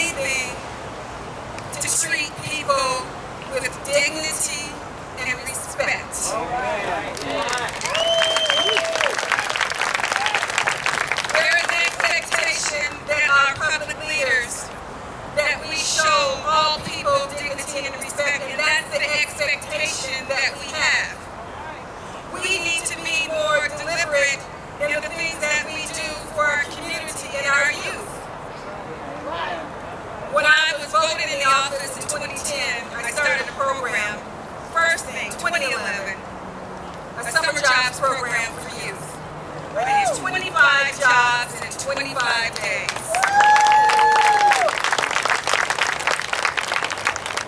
That for me was living a dream, and so the last year I did that and I doubled it, 50 jobs. This summer, we were able to put 100 students around the Multnomah County departments and have us a pipeline of students that can come back and one day hopefully take my job. So for me to proclaim this week as Civil Rights Week in Multnomah County is a proud day for me. On August 28, 2013, it marks the 50th anniversary of the March on Washington as an event organized by African American civil rights leaders that gathered 250,000 people to march in Washington, D.C. Citizens demanded justice and equality from the United States government, and this event was pivotal. It was pivotal in the moment of the struggle for full human rights. Those who marched were focused on jobs, brutality, housing, profound discrimination on the basis of one's color during a time when Jim Crow, segregation, voter discrimination, and second-class citizenship were the laws of the land. And yes, I am living a dream now. People of all colors joined the effort to ensure that the United States Constitution and the protection that it offered would apply equally to African Americans and others who were denied basic human rights. The nation has made significant gains through legislation, voting rights, and other measures over the past 50 years. However, these efforts have not eliminated discriminatory practices and outcomes, especially within governments and institutions.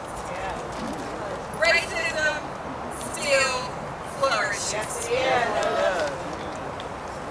The recent U.S. Supreme Court actions that limit redress for racial discriminatory practices by having to prove intent in the repeal of Section 4 of the landmark 1968 Voting Rights Act. It has complicated efforts to reinforce the work of the civil rights movement. It's not right. The problem is, we have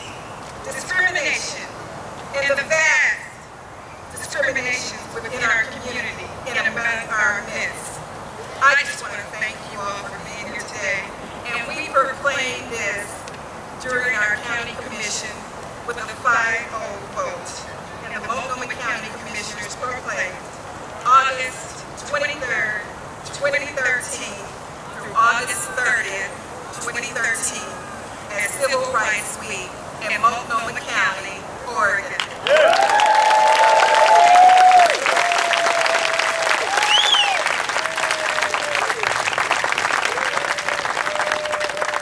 Thank you, Commissioner. And now we have another proclamation. And to share that one is Frank Garcia, who is the Director of Diversity and Inclusion and Affirmative Action from the Office of the Governor of the State of Oregon. Garcia.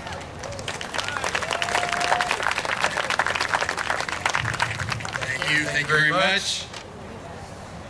Commissioner Smith, you raised the bar. I'm worried to follow you after I give her another round of applause. Guys feeling good? Feeling all right? I'm feeling good. I did that march this morning with y'all. My cholesterol's down and my spirit's up. Can you feel me? Well, good afternoon and greetings on behalf of our state governor, John Kitzhaber, and the state of Oregon. As mentioned, my name is Frank Garcia Jr., and I'm the Director of Diversity, Inclusion, and Affirmative Action and Policy Advisor for the Office of Governor. It is a privilege to have marched with you this morning and be part of this rally, commemorating the 50th anniversary of the March on Washington. Before reading the Governor's proclamation, I too wish to share a brief reflection on the significance of this historical occasion. Much progress has been made on defeating racism, discrimination, and injustice within our society. But as we've heard, there is still so much work to do. Now more than ever, in today's multicultural nation, a total economy where 1/3 of its citizenry is now people of color, we need to acknowledge and respect the notion of our interdependence. We need each other. Yes, we do. And we need each other to thrive and prosper while pursuing this American dream. Basically, your pain is my pain. Your tears are my tears. Your suffrage is all our suffrage. Your joy is my joy. Your happiness is my happiness. We're in this together. Let's take a look around. This is where it's going. Oregon can be a leader in that. And what do? How do we do it? I've got an idea.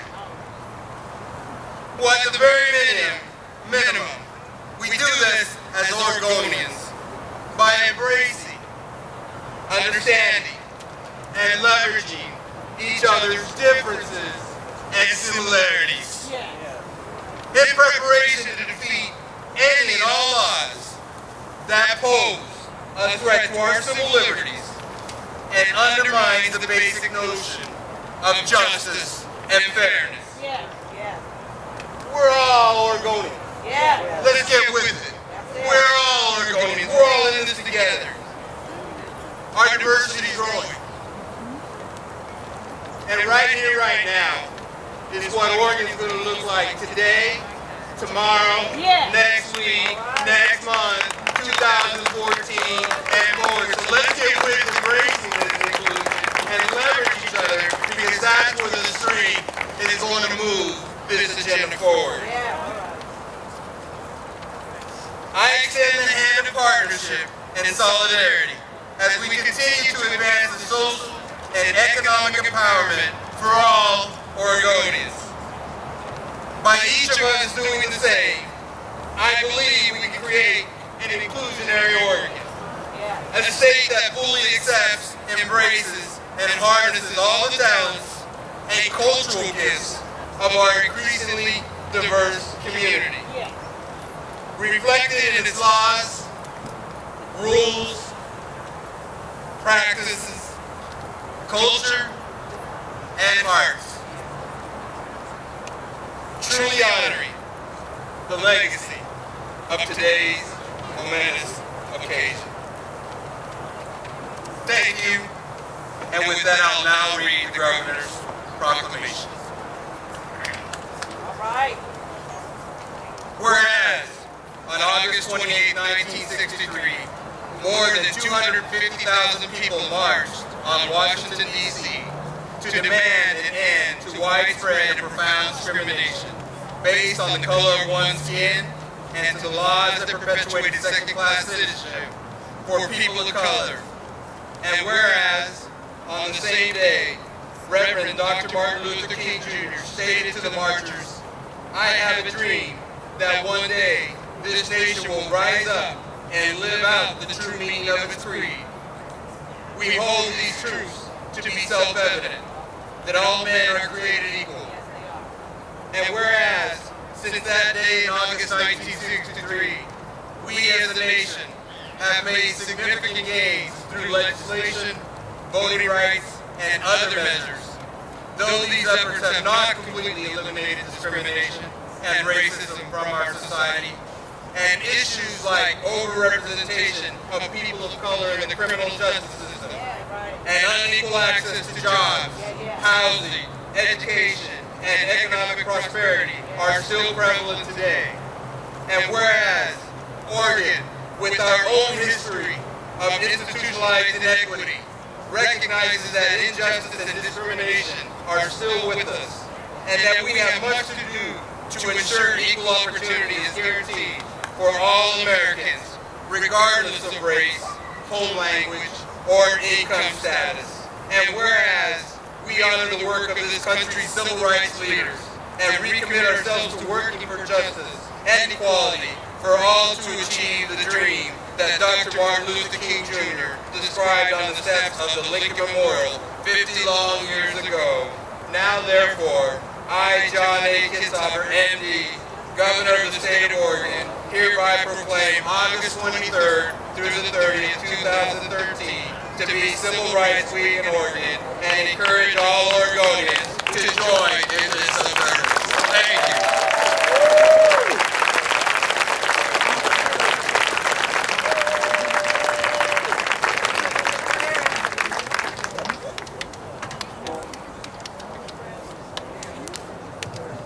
Next, I'd like to invite to the podium Reverend Daniel J.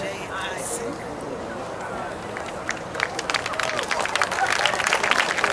He's happy. Look at that.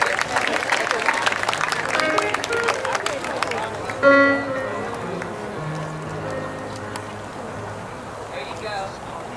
What an introduction. Well, this being Saturday, I want to wish you all a Shabbat Shalom, Sabbath peace. I'm honored to stand alongside my Christian and Muslim friends to represent the Jewish community today, to celebrate this amazing anniversary, to reflect on 50 years of achievement as well as disappointment, to identify as Jews with the African-American struggle for equality and justice. In synagogues the world over, Jews this Sabbath are reading a passage from the book of Deuteronomy that begins, Ki tavo el haaretz, when you come into the land. Biblical Moses stands with his people on the east side of the river Jordan, where they will soon cross over to the promised land, the land flowing with milk and honey that God promised their ancestors. But Moses will not cross over with them. He will only be able to look into the land from a mountaintop. He wants them to remember their history of toil and enslavement. He wants them to appreciate not just their liberation, but the God that made all of this possible. He will pass leadership on to Joshua and then to others. But Moses will not make the final journey with them. Yet he had every confidence they would succeed, not without hardship, but succeed nonetheless. Reverend Dr. Martin Luther King often made reference to that mountaintop. It was from there that he told us of his dream of when, in his immortal words, we will live in a nation where we will all be judged not by the color of our skin, but the content of our character. He didn't tell us that in fewer than 50 years, that struggle would help us elect an African-American president. Not once or twice, but I suspect he probably knew. But he also knew that the fight for justice would not come without enormous frustration and great pain. That there would be many Trayvon Martins along the way. But that didn't make the dream any less potent. That there would be battles against poverty, combat over housing and jobs and equal opportunities, battles over immigration and voting rights. But he taught us never to take our eyes off the dream. We are empowered by King's abiding confidence and certitude. Like biblical Moses, he too would not enter the promised land. But he could envision it. He knew it was attainable because it was just and therefore God's will. Reverend King befriended Abraham Joshua Heschel. King was an honored guest who spoke at the Convention of Rabbis to celebrate Rabbi Heschel's 60th birthday. The rabbis welcomed Dr. King, a modern-day Moses, with a chorus in Hebrew of "We Shall Overcome." Directly from the gathering, a delegation joined the two of them in 1965 to Selma, where King and Heschel walked arm in arm. In a letter Rabbi Heschel wrote to Dr. King after the march, he declared that this was the first time in his life that he felt that his feet were praying. May the struggle for justice continue. Bigotry and prejudice find no sanction. And may the dream endure. As Americans, may we all get to the promised land together.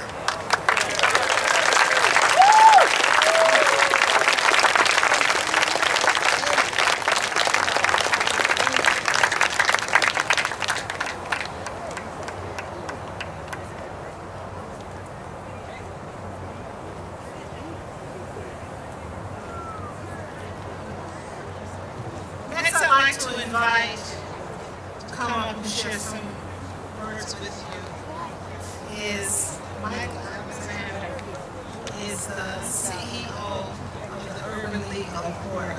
And I must tell you, this brother has worked hard. The banner that we had, Mike made it happen. So, Michael Alexander.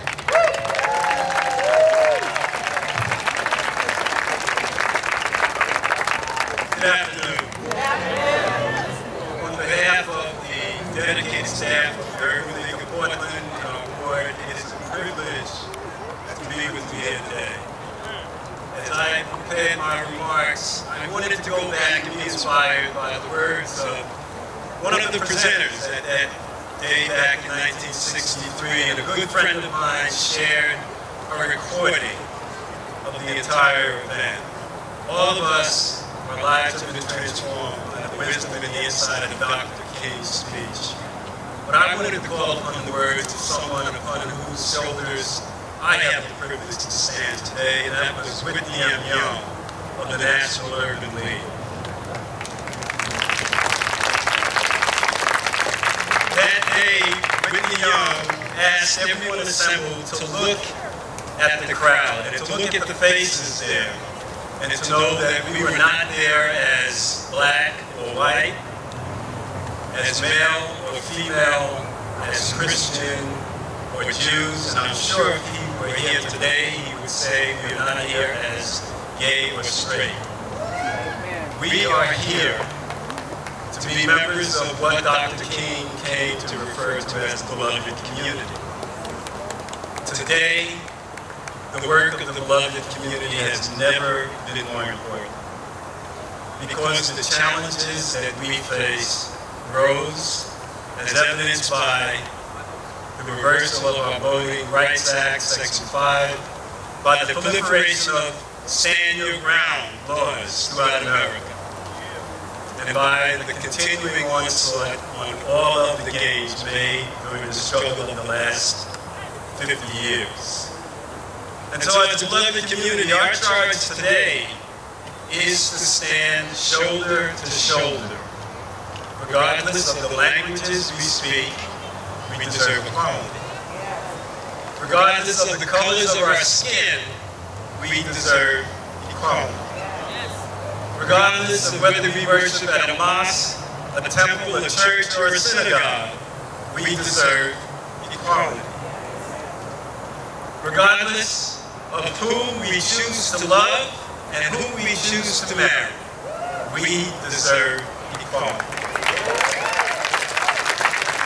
We need to stand together as a beloved community, shoulder to shoulder, to also protect the lives of our young men of color who are constantly threatened by bigotry, bias, and racial profiling that limits not only their liberty, but at times their very lives. We must stand together. And so I urge you to leave here today with the vision of this beloved community as we do the work that we are charged to do. And it's important that every day that our Creator gives us life is spent in the pursuit of justice for all. I would like to end with a very brief quote from Whitney Young. Every man is our brother, and every man's burden is our own. Where poverty exists, all are poor. Where hate flourishes, all are corrupted. And where injustice reigns, all are unequal. Thank you.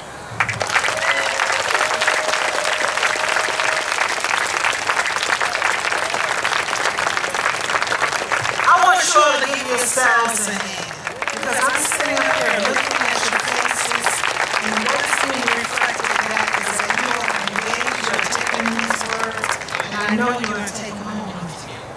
Next, I'd like to invite Nick Fish, Commissioner Nick Fish, to come and share some words with us. Good afternoon, brothers and sisters. Would you join me before I begin in thanking Joyce Harris and the Albina Ministerial Alliance Coalition for Justice and thank you for putting on this beautiful event.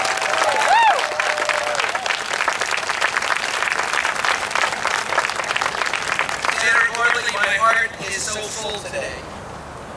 Full from the beautiful music and the inspiring words we've heard. Let's thank all of our participants, all the speakers and musicians today who brought such beauty to this event. I am so proud to march with each of you today as we celebrate the 50th anniversary of the March on Washington. We come together to honor the past, but to also demand a more just future. As Dr. King said, as we walk, we must make the pledge that we shall always march ahead. Will you make that pledge that we will always march ahead together? And many of our speakers have reminded us today that we have much to celebrate these past 50 years. And I look no further than the man who resides in the White House. But we also know that our work is far from finished. In this great and prosperous nation, in our own community, too many children go to bed hungry every night. Too many of our brothers and sisters are homeless. Too many working families cannot afford quality health care. Too many people of color experience disparities in education and employment. Too many Americans still face barriers to their dream of equal opportunity. And too many loving men and women are denied the freedom to marry. There is too much war and violence, and not enough love and understanding. It is at times like this that we must march. March to insist on freedom and justice for all. March to celebrate Dr. King's dream, our dream, of a nation where everyone gets a fair shake. A nation committed to racial and economic justice. A nation that honors and celebrates diversity. A nation that protects the fundamental right to vote. A nation that invests in healthy families and children. A nation worthy of Dr. King's legacy and his sacrifice.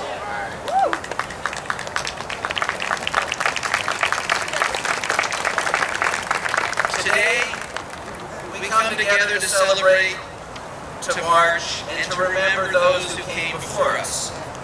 But tomorrow we go back to work. Let us continue to march together, always moving forward, and guided by that beautiful but elusive dream of a more perfect union. Thank you and God bless you.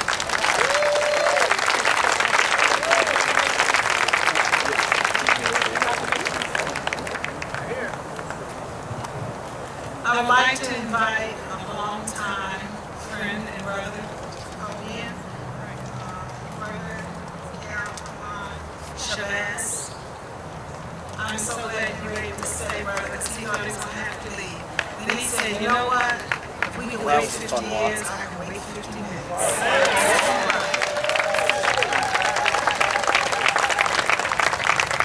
That's right. Bismillahirrahmanirrahim. In God's name, the merciful benefactor, merciful redeemer. I give open and sound testimony to the oneness of Almighty God, and I give open and sound testimony to the fact that Muhammad is the messenger of God. I greet you all with the greeting of peace. Assalamu alaikum. You know, I think I have to follow those who preceded me in acknowledging those who preceded us.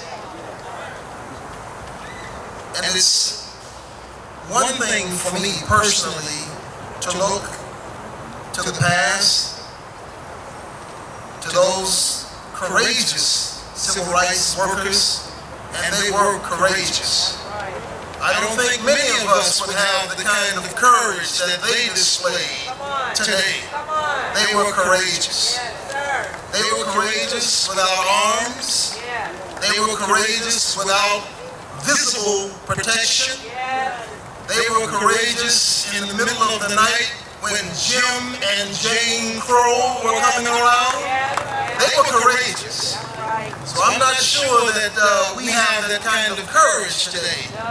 And I think they had that kind of courage because they believed in what you can't see. And they understood who really runs the show. And they also understood that justice included us and was not just us. They understood that. So I just want to say thank you to those who have come before me, our courageous politicians, our local and federal authorities, but most of all, each and every individual who have the courage to stand up for justice, even if it be against ourselves, rich or poor, near or kin, standing for justice. Now I just want to say a few words about the drum major of justice, and that is the Honorable Dr. Martin Luther King. Now I was a young man when Dr. King was present and doing his work. I didn't and I couldn't understand what he was doing, why he was doing it, or the impact, or how I would benefit in my life as a result of what he was doing. I would be lying if I said I understood that. I was a young boy, and I was doing what young boys do, causing my mother a lot of trouble. That's what I was doing. However, I have come to know and to understand and appreciate that Dr. Martin Luther King and the courageous civil rights workers and those who were not working for civil rights, but who were standing for physical and revolutionary might, what they were doing and how we would benefit from it today. You know, looking back and living forward, I understand that the hypocrisy and the imagery and the illusion of racial superiority and supremacy just simply took advantage of a people simply because we were available and readily accessible. And that's what cowards do. That's what cowards do. And it is amazing that one whom we honor today, Dr. Martin Luther King, Ralph Abernathy, Whitney Young, all of the heroes of the past, male and female, would be viewed as religious extremists today. They would be viewed as terrorists today. As a matter of fact, J. Edgar Hoover had them on the list as such. They would be viewed as terrorists today. They would be demonized in the press. They would be made to be feared. They would be given every conceivable attack known to man at this time. That's what would be happening today. And anybody else, whether they be Jew, Christian, of any denomination that stood with and for what they were standing for, were also put on the list. Their conversations were listened to by the then NSA like yours is today. What did you do wrong? What did you do wrong? Now, we look also at this illusion and this lie that because of our pigmentation, we have nothing in common. I think the biggest hoax that has been played on the human being is the hoax of racism. It has done nothing but keep us apart, keep us separated, while those who drink tea in their parties take advantage of everything that we have a right to. I think that's what we need to be kind of focusing on today. So we are accessible and readily available if we allow ourselves to go to sleep and not take personal responsibility, and to be aware and to be on watch and to be participating in the management of our resources and the management of our freedom. And that's why it's excellent to have the type of political leaders that speak for the concerns of the people. And when the political leaders cease to speak for the concerns of the people and look to becoming tomorrow's lobbyists, we need to remove them and participate in the Voting Rights Act that we have been given.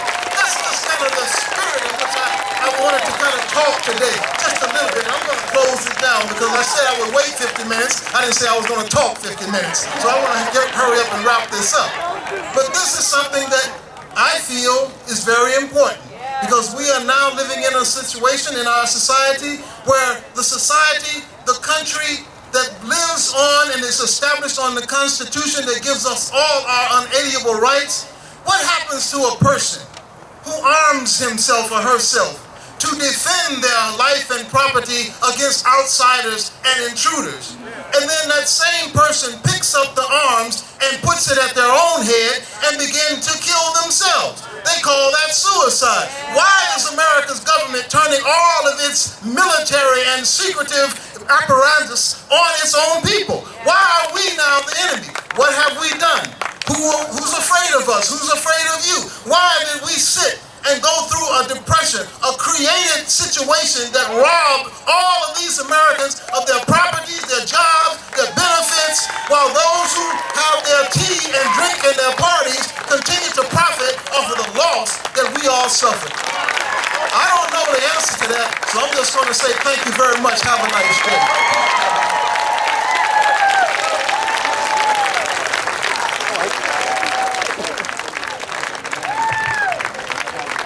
Marietta says, speak the truth to the people. You're going to continue to hear truth. Bring it. Bring it.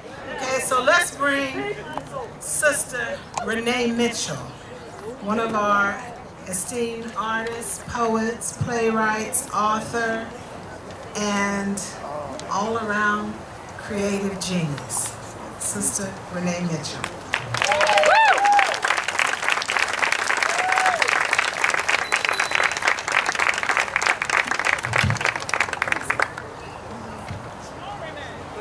Good afternoon. So in true Renee Mitchell fashion, I'm gonna shake it up a little bit. This is my grandniece. Step up here, sweetie. Step up. This is Jada Campbell. This is my sister's granddaughter. And not only is she someone special to me, this is the daughter of Aaron Campbell, the unarmed black man who was shot in the back and killed by Portland police a couple years ago. This was her daddy. So when we think about who we want to pass the baton to, this is the face of the generation who will be doing these kinds of things, who will be leading these causes long after we're gone. So this is Jada, she's 8. And where she came, she's spending a couple days with me, and she asked if she could sing. So we're going to have you join us in a chant.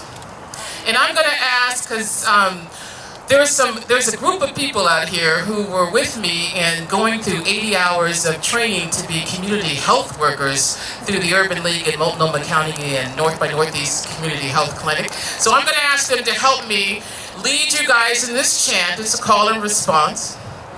And community health workers, where you at? Holler back. All right, they're out there. They're going to help us. Okay, so Jada is going to give us the call. So I'm going to have you guys join in with Jada, but also join in with me. So let me let you know how it's going to go. So the call is, you ready? Jada's a little bit nervous, so I'm going to have you all go, go Jada, go Jada! So the call is, I am a freedom fighter. I am a freedom fighter. I am a freedom fighter. I am a freedom fighter. Y'all gonna have to join in with it. Okay, so the response is, when she says, I am a freedom fighter, and we say, I got something to say. So what is ever on your sign, or whatever reason is that you come here today, you've got something to say. So we want to let people know that. The response is, I've got something to say. So when she says, I am a freedom fighter, now get out of my way is the response. I am a freedom fighter, ain't afraid to speak my mind. I am a freedom fighter, I ain't gonna step aside. All right, y'all ready? I am a freedom fighter. I got something to say. I am a freedom fighter. Now get out of my way. I am a freedom fighter. Ain't afraid to speak my mind. I am a freedom fighter. I ain't gonna step aside. I am a freedom fighter. I got something to say. Now get out of my way. Ain't afraid to speak my mind. I ain't gonna step aside. One more time. Freedom fighter. I got something to say. Now get out of my way. Ain't afraid to speak my mind. I ain't gonna step aside. I got something to say. Now get out of my way. Ain't afraid to speak my mind. I ain't gonna step aside. Thank you.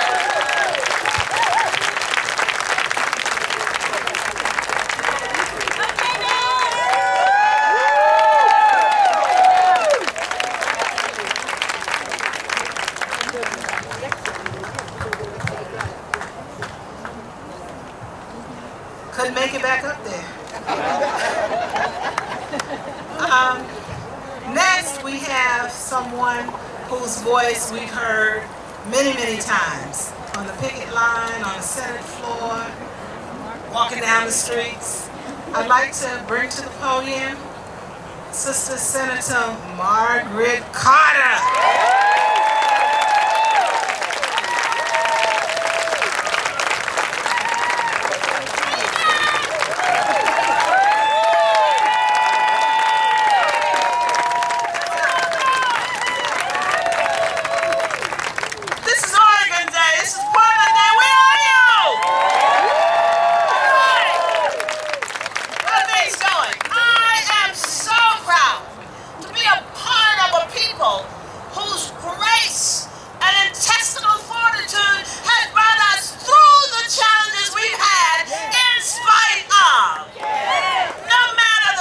struggle we've been able to overcome, and they have been many. I stand here today as a testimony to what the women in 1963 and the women since that time gave me the courage and the intestinal fortitude to run for office in the state of Oregon. Now, for many of you today, you might not think that that was a tough thing. But if Beatrice Kennedy could speak today, the first African-American woman who ever dared to run for the Oregon legislature, she would tell you how hard it was. For many women who serve in office today, they will still tell you that the glass ceiling is there and that women, many women, especially African-American women, cannot raise the money to serve in our government. And that's why so many are absent. When I look at our local government, one African-American woman, and I don't see anybody getting out of the way to make room for other African-Americans or Hispanics or other women to be a part of our government. Is that a criticism? You bet it is. 25 years, 9 months ago, the people of Oregon, the people of Northeast Portland, dared to elect me to office. I thought, this is a new day for me. And yes, I was afraid. And yes, I got death threats. But I thought about the women who were run down by dogs and who were hosed in Georgia and Alabama and other places. And I said, Margaret Carter, how dare you take a moment to even think a second thought about not running when there are women who gave their lives for you. I want to thank women like Rosa Parks, Myrlie Evers, Daisy Bates, Diane Bevel, and other women on the national scene. But you know what's important here? I want you to remember the women in Oregon who was a part of the struggle. And I tell you, we have great testimony to that. We have our beloved Senator Abel Gordy, who served her years. We have our beloved State Representative Joanne Hardesty Bowman, who dared to do it. We have Senator Jackie Winters, who is still in the legislature today fighting. We dare to have a Joyce Harris who marched against schools to be able to say, let us design and develop the opportunity for our children to know about their history and for you, other people, to know that and understand it as well. So the civil rights movement is still alive and well because many of us have become a little lazy and couch potatoes. It does not mean that the battle has been won. It has not, and it still goes on today. While we remember those great women who advanced the causes of civil rights, I want you to remember the first woman who dared to serve as the children's librarian for the state of Oregon, my dear friend, and the woman I call my aunt and love very dearly, Miss Lois Sales, dared to do that in this state. I dare to say that if Bobby Nunn was here today, she will tell you about discrimination and yes, the opportunity that she had to withstand in order to be the person that she was at that particular time. When I look at some of the things that Senator Gordy, Senator Winters, and myself tried to do in the legislature, I want you to know that the job was not easy because there were as many people against what we wanted to do as there were those who fought to help us do it. When we look at the march of today versus the march of 1963, of course there is no comparison, because we didn't have to go through the trials and tribulations that those people went through.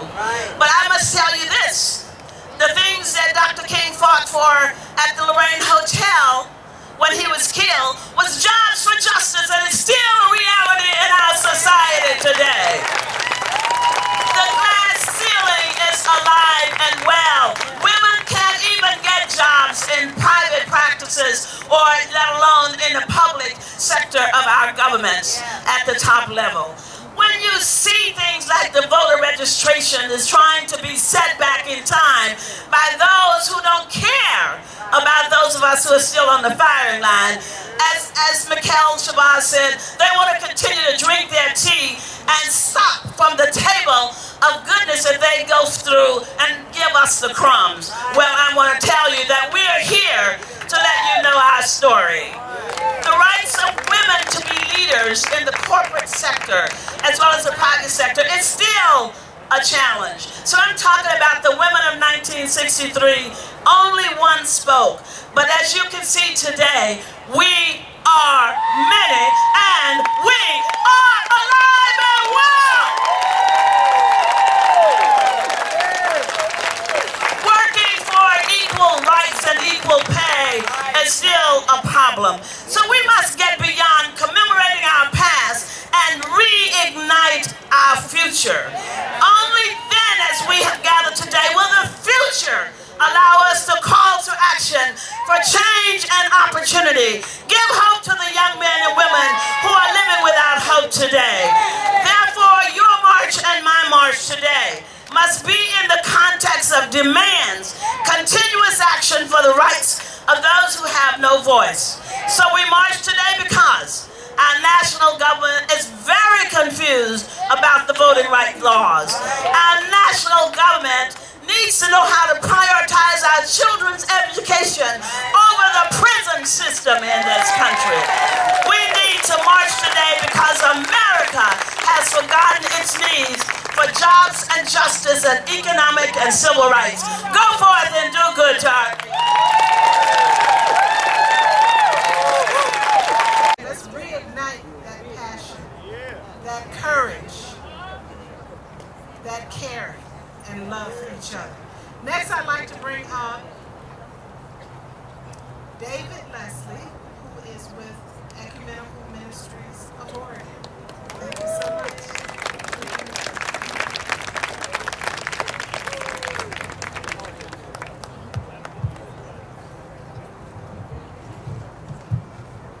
So I need your help. Following Margaret Carter is a tough task. What a great speaker. Thank you, Margaret, for those great words. Thank you, thank you. So the other day, this week, somebody asked me, what are you doing on Saturday? And I said, well, I'm going down to the waterfront here in Portland with a bunch of people here in Portland, but really people all over the United States to celebrate and commemorate the 50th anniversary of the March on Washington. But then I paused and I said, in reality, I'm not simply going to an event to celebrate past actions and seen by some as a march on Washington. I said, in fact, what I'm doing is coming downtown to celebrate a very contemporary event that has major implications for today and for tomorrow.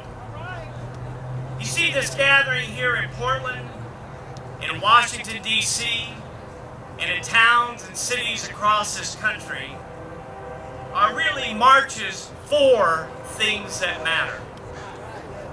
They're marches for hope that our decision makers, be it in a local community or at the national level, will govern from a point of concern and wisdom about all of the people that live in this country. This gathering is an opportunity to think about a march for our children and the future. It's a march for the health and the wellness of the environment and all of God's creation. It's a march for peace and the end of these gross profits for the military-industrial complex. And it is most importantly, I think, a march for unity in common cause that regardless of our background and where we come from, our race, our ethnicity, our religion, our socioeconomic status, that in unity we join together so that everyone can feel safe, can have hope-filled, and really be excited about the future. Now, you know about anniversaries. My wife and I just celebrated our 29th. So we know a little bit about anniversaries. One thing, anniversaries are important because they remind us of the past, and they remind us and let us give a chance to celebrate and lift up all those who came before and laid the ground for today's successes and possibilities. The 50th anniversary of the March on Washington is exactly that opportunity. But anniversaries are also very important opportunities for us to recommit and to recharge our batteries for the work and the journey ahead. Because we all know all too well that there's a bit of more heavy lifting to be done and a bit more marching to do in the days ahead.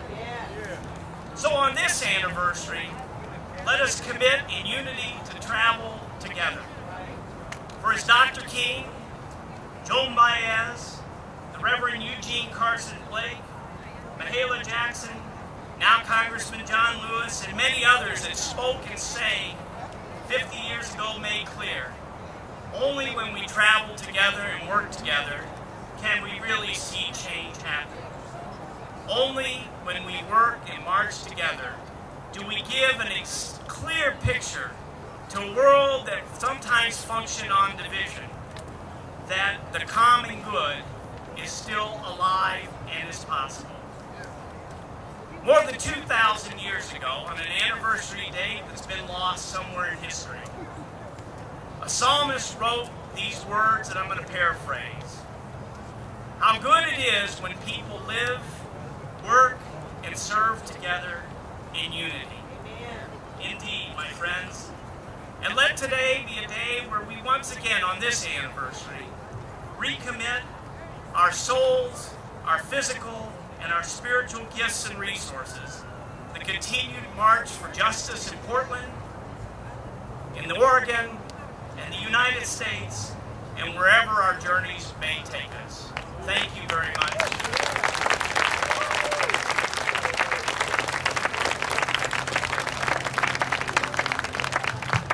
In the original March on Washington, there was an organizing team known as the Big Six. And one of the organizations that was the Big Six was the National Association for the Advancement of Colored People. And we are so fortunate that I think that our local chapter is going through a revival. It's being re-energized, reinvigorated. And so I'd like to bring to the podium the sister who is bringing some energy to our local chapter, Audrey Terrell, and her young first vice president, Tony. Come on up.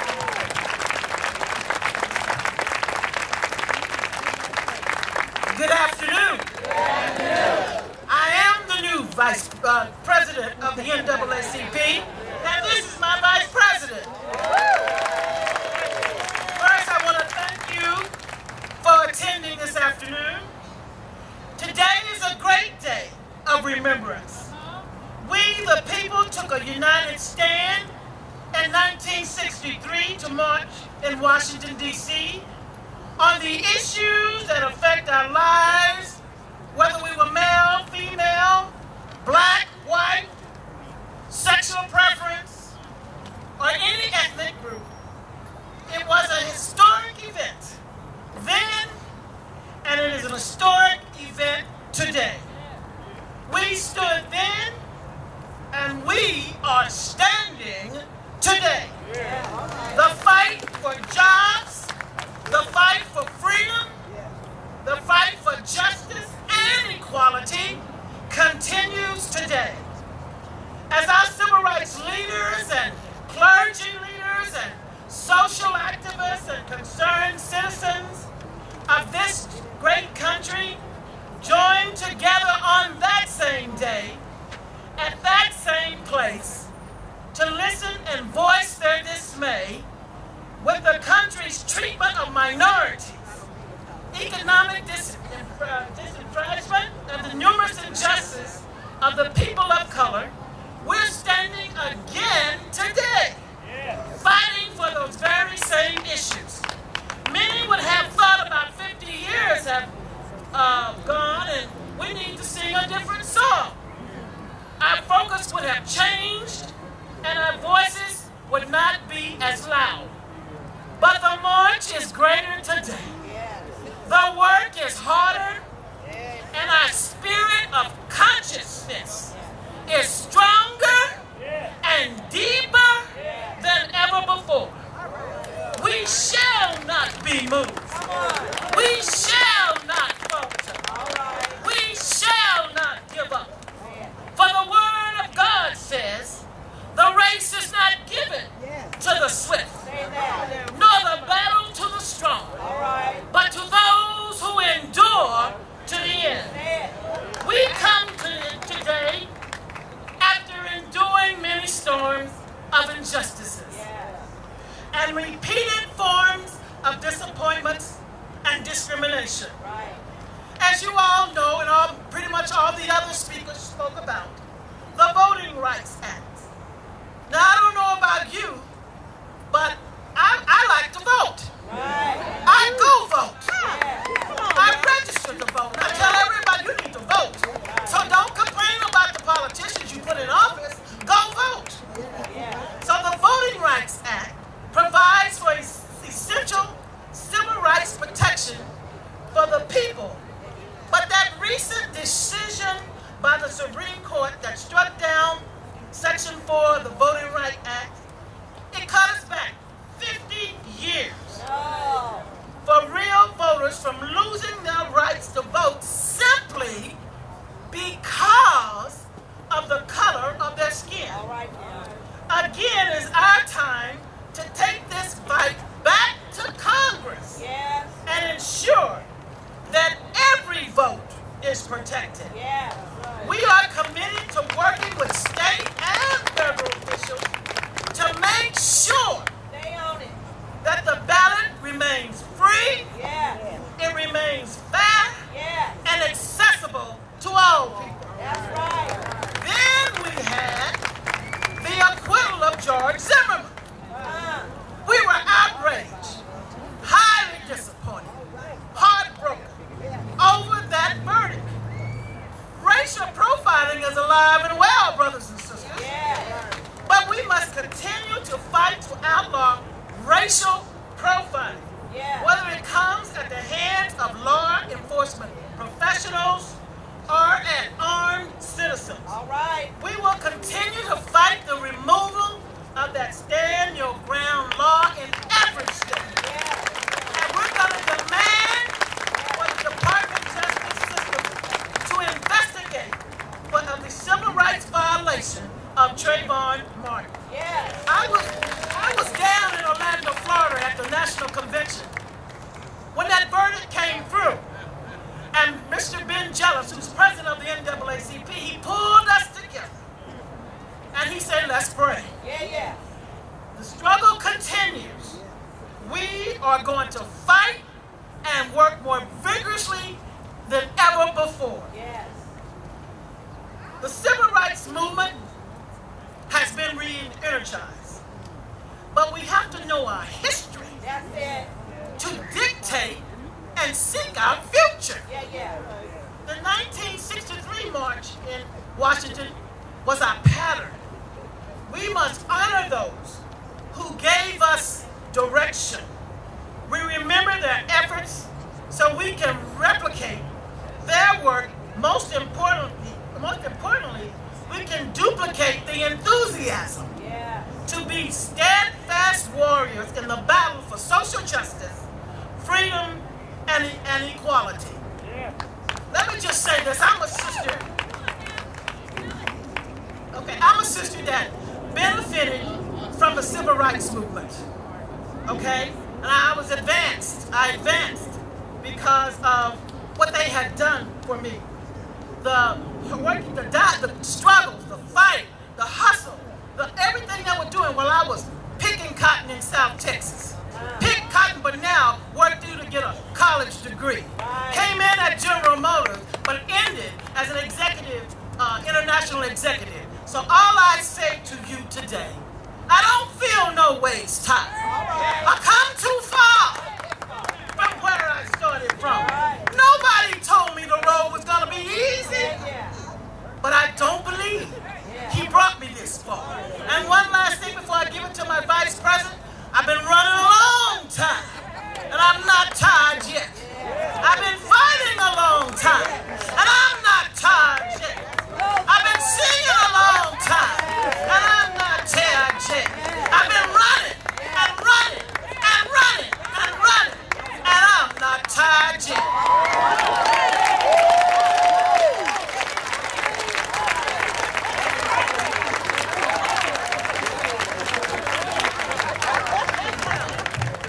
I stand in this very esteemed position. I stand not alone, but in the shadows of a great many champions who have helped pave the way that my voice may be heard. Today I use my liberated voice to speak to you with compassion, concern, and with a challenge.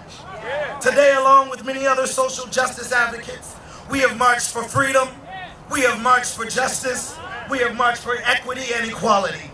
Today we declare with the rest of the nation that these issues of injustice, 50 years later after the first march, are still prevalent and require our attention.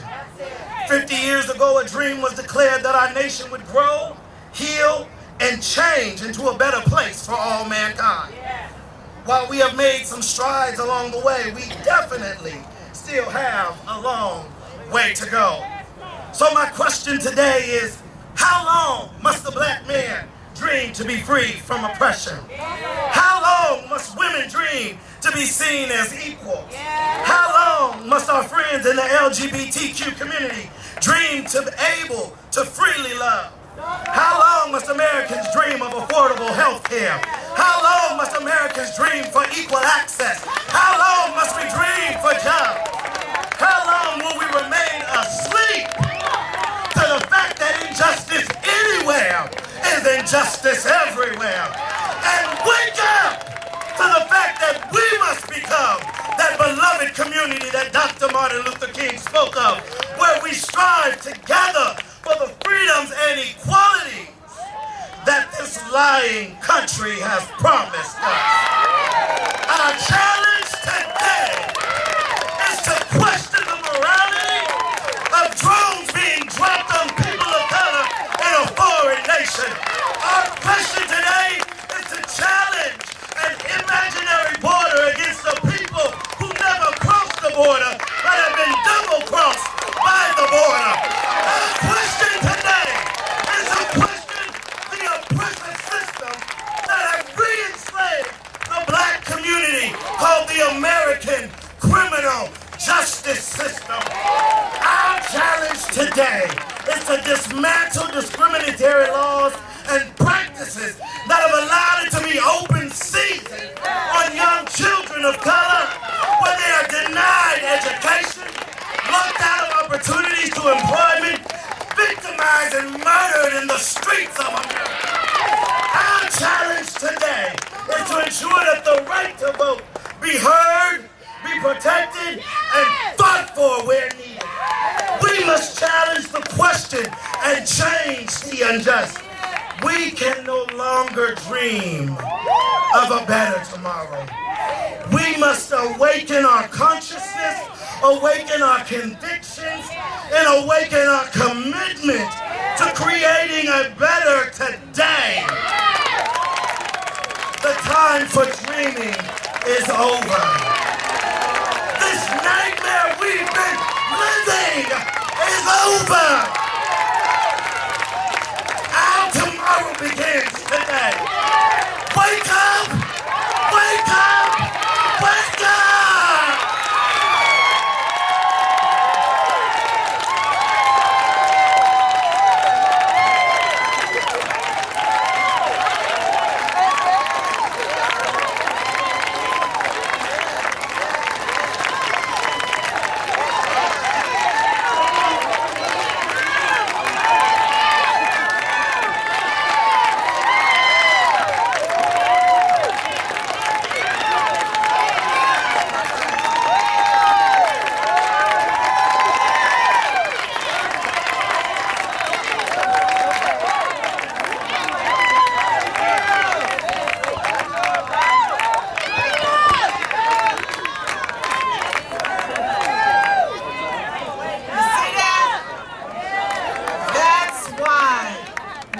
To make space at every table for our young folks.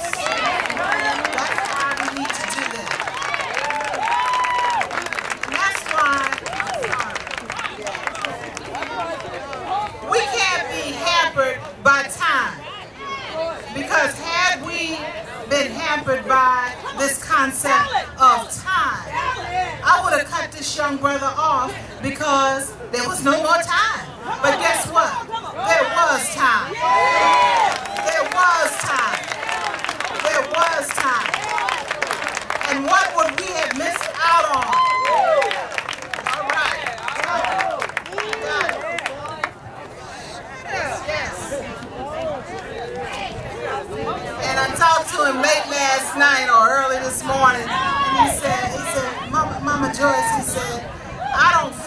like wearing a suit. I want to be comfortable. Now I see why I want to be comfortable.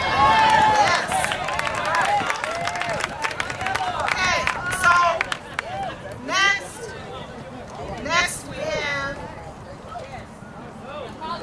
Camille. Come on up here, Camille. Come on, Brother Camille Edwards. You got some powerful young people.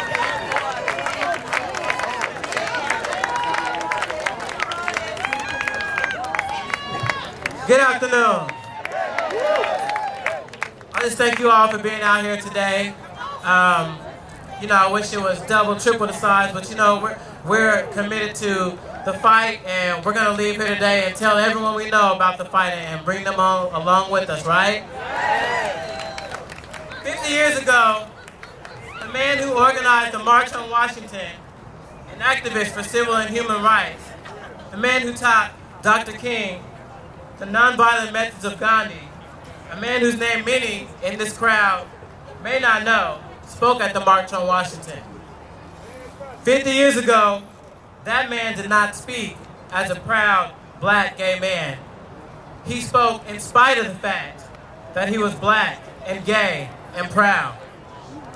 Bayard Rustin was brilliant, a mastermind, a trailblazer, and he was eventually pushed out of the black civil rights movement for living fully as himself. It is because of him that I stand here today, humbled and in gratitude. 50 years later, Bayard Rustin has been honored by President Obama with the Presidential Medal of Freedom and is now recognized for the great contributions he made to our country. Because he lived out and proud, inspiring others to live fully and work to change the world, I am able to stand here today, black, gay, and proud. But being black, gay, a male, that is not all that defines me. I'm a son, an uncle, a caring person, a good friend, a hard worker, and a person working to make a difference in my community. I hold many identities all at once, as do we all. Life does not function in simple constructs. We are complex beings, and it is our complexities that make us special and unique. 50 years ago, thousands of individuals in all their complexities came together for a common goal, justice. Even in their differences, they knew that all across the country, people were hurting, being oppressed, traumatized, marginalized, and dying. And they knew it was not okay until they came together and things got better for a while. Today, we have been pushed backwards and are fighting for many of the same things as they were fighting for 50 years ago. Some of the issues we are facing today have different faces and some have the same.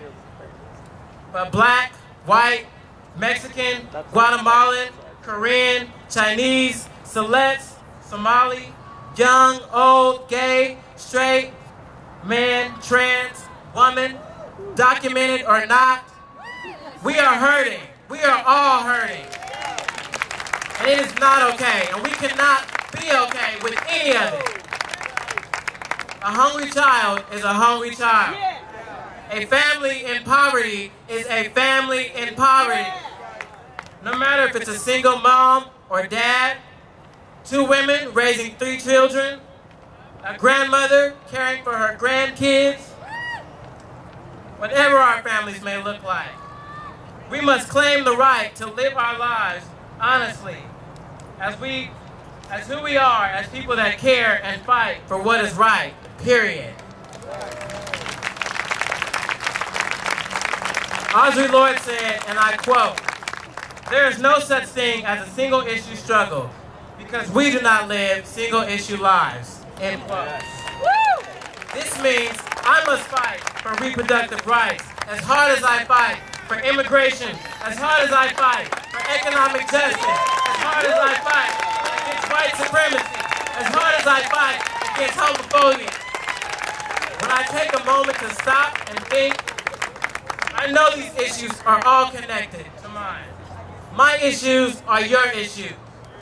Your issues are mine. We must know this, and we must live it.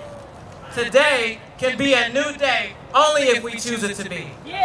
As we look forward, I want us all to challenge ourselves and each other. Challenge our collective humanity. It is time to recapture the spirit of ourselves of 50 years ago, to discover the best of who we are and embrace it. The core of ourselves is not a racist, homophobic person, a sexist, or bigot, but at our core, we are decent human beings that believe we all deserve the right to live honestly and completely as our full selves. Dr. King said, the moral arc of the universe always bends towards justice. But what I know is that sometimes we have to push. In the words of Curtis Mayfield, now maybe someday I'll reach that higher goal. I know that I can make it with just a little bit of soul, because I've got my strength, and it don't make sense not to keep on pushing. So I am saying to you, keep on pushing. While we are pushing, I call on each and every one of us to challenge ourselves, to challenge our thinking, challenge our motives, our actions.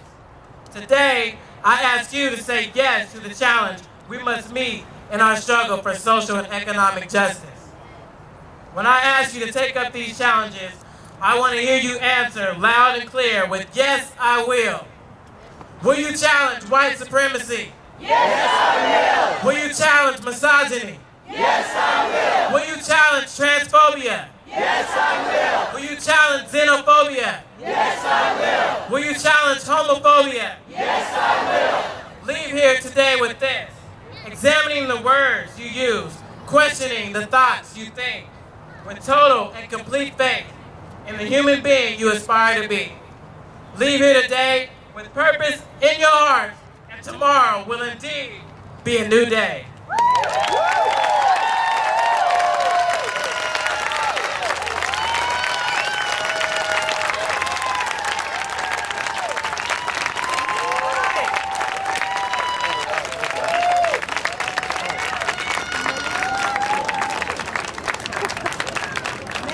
I would like to bring one of our honored and esteemed pastors, Bishop Harry B. Daniels, Jr., Northwest Jurisdiction, Church of God in Christ.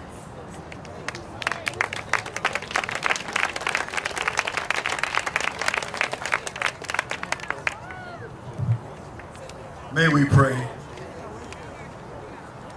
Father, we just come this afternoon to give thanks for the many blessings that you have bestowed on us. We give you thanks for our forefathers and mothers that struggled, that made the way that we can have this peace of mind. We're thankful for the freedom, justice, and equality that they are blessed with. We ask you, Father, to continue to bless this land of America. We pray for the peace and the love for our fellow brothers and sisters. Let freedom reign. Thank God Almighty. Thank God Almighty.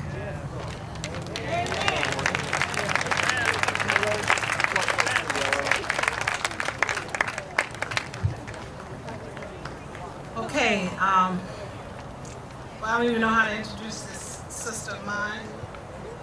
Somebody who has truly made a difference in so many arenas, particularly in making sure that there are culturally responsive health practices for those who may have problems with what we would, some people call mental illness.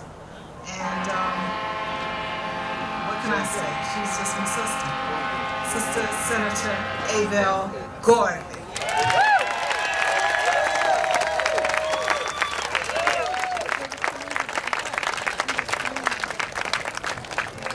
Thank you, and good afternoon. There is an African proverb, and it happens to be one of my favorites, and it says, when the heart is full, it comes out through the mouth. We are here with full hearts today, and I want you to know that I see you and you look beautiful. I must do this because there is someone representing history sitting in our audience. And she's hoping that I don't do this. But this is history. Otto and Verdell Rutherford were longtime civil rights stalwarts. They worked for decades in the 30s, 40s, into the 50s to ensure the passage of legislation known as the Public Accommodations Law, one of the first civil rights bills to pass in this nation in 1953, and they did it as members and leaders in the Portland chapter of the NAACP. Now, I want to tell you that Otto and Verdell Rutherford, or shall I say Verdell and Otto Rutherford, and that family, they came to Oregon at the turn of the 20th century, before the turn of the 20th century. Their daughter, Charlotte, is sitting here, the Honorable Charlotte Rutherford, retired administrative law judge. Please stand and represent your family and that legacy and that history that is ours.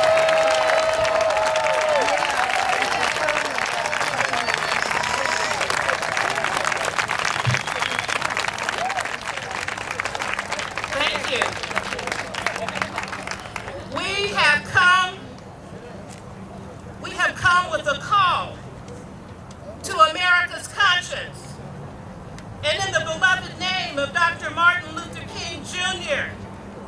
and all civil rights heroes and sheroes, we have come armed with truth and love to put light on the dark situation in our nation. We have come like people all over our nation today, strengthened in our resolve to replace hatred on the rise in our nation and abroad, to replace hatred with love, to replace tension with trust, and selfishness with caring and community. In preparing for today, I gratefully reviewed for inspiration Marian Wright Edelman's brilliant Guide My Feet, Prayers and Meditations for Our Children, published in 1996, at that time approaching 25 years since the March on Washington. I am mindful that many, many children participated in the movement for civil rights. In fact, we marched in Portland, Oregon in 1963 when I was a teenager to protest the horrific church bombing and murder of the 4 little girls in Alabama: Denise McNair, Carol Robertson, Annie Mae Collins, and Cynthia Wesley. I came across some passages that fit this time of reflection and recommitment to the struggle for freedom, justice, and equality. This necessary and continued time of agitation. My offering today is in the form of a prayer, drawing deeply from my sister Marian's well. God, please help us remember that all the darkness in the world cannot snuff out the little light of one candle. The light of one little candle.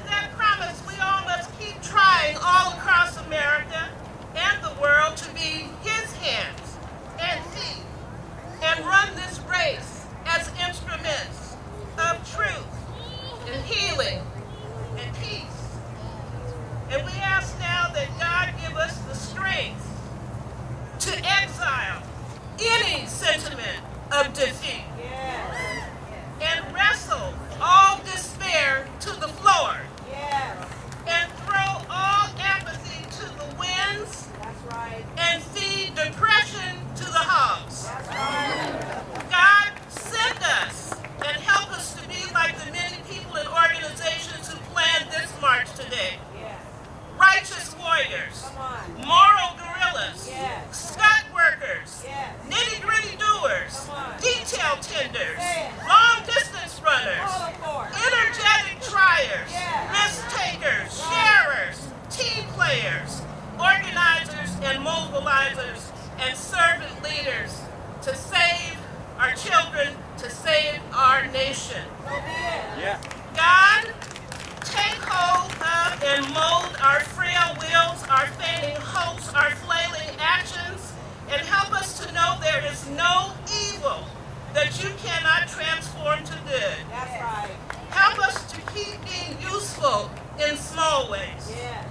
And we must remember that it is always the right time to do right. As we stand here today to share and witness this public recommitment to the struggle for justice, freedom, and equality, guide our feet.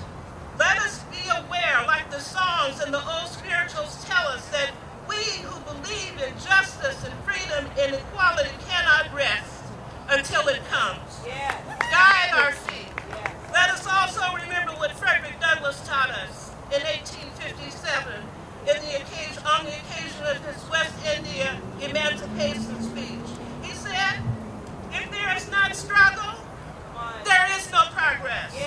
Those who profess to favor freedom and yet deprecate agitation are men who want crops without plowing up the ground. They want rain without thunder and lightning. They want the ocean without the awful roar of its many waters. This struggle must be a moral one, or it may be a physical one, and it may be both moral and physical. But it must be a struggle. Power concedes nothing without demand. It never did, and it never will. God, renew our spirits today, your spirit within us, and make us worthy carriers of your message of love and hope and life in all that we say and do, this day and forever. God, increase our faith in our ability to build the beloved community that your servant, Dr. Martin Luther King Jr. envisioned. May that be the legacy to our children. We shall not rest until it comes. We shall not rest.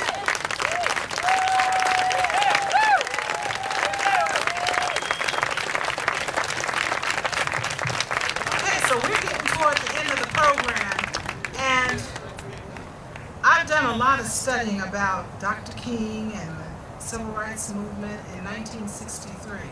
One of the things they did at the 1963 March on Washington was they had everybody do a pledge. And I just happened to be cruising through the internet, and I dug up a copy of the pledge. Look how old it is. So this is, and you can go on YouTube, and there's actual footage of A. Philip Randolph doing this pledge with the crowd. So I'm not A. Philip. This is not 1963, but we're gonna do this pledge because we have had a beautiful day. So first thing A. Philip Randolph asked is that everybody stand up. Everybody who can, please stand up. And then they said, repeat after me. So that's what I'd like you to do. To repeat. You were there. Come on up here and help me. This brother was there. Come on up here. Okay. So what we do, they said they would say one of the lines and then the crowd would repeat. So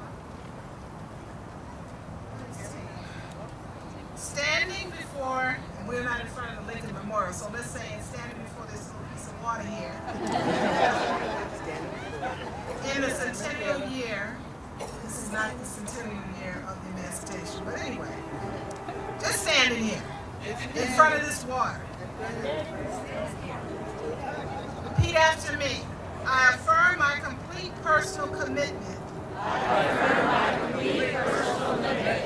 for the struggle for jobs and freedom for all Americans.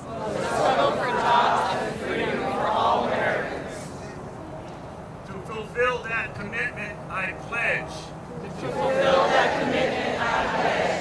That I will not relax until victory is won. I pledge that I will join and support all actions undertaken in good faith. In accord with the time-honored democratic tradition.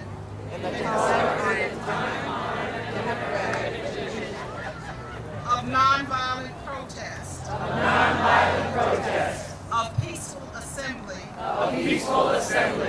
And petition. And of redress through the courts. And the legislative process. I pledge to carry the message of the march. To my friends and neighbors back home. And to arouse them to an equal commitment. And equal effort. I will march. And I will write letters. I will demonstrate. And I will vote. I will work to make sure that my voice and those of my brothers And sisters. ring clear and determined from every corner of our land. I will pledge my heart. And my mind. And my body. Unequivocally. And without regard to personal sacrifice. To the achievement of social peace. Through social justice. And in the words of A. Philip Randolph, please say, I so pledge. Thank you very much.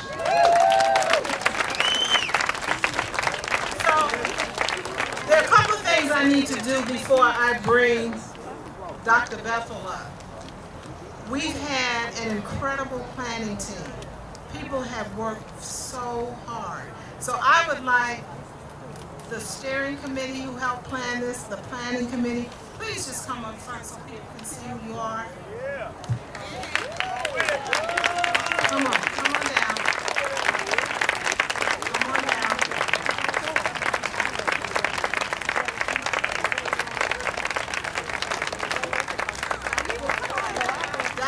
Down front.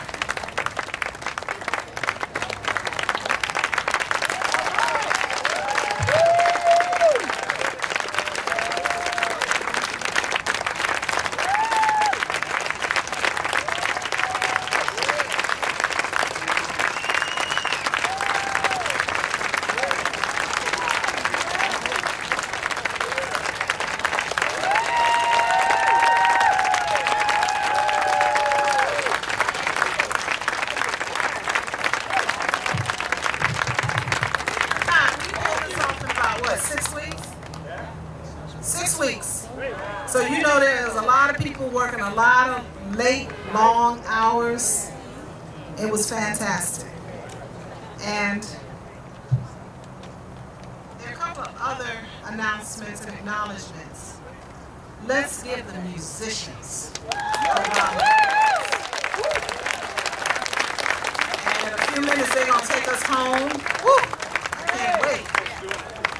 And the firefighters.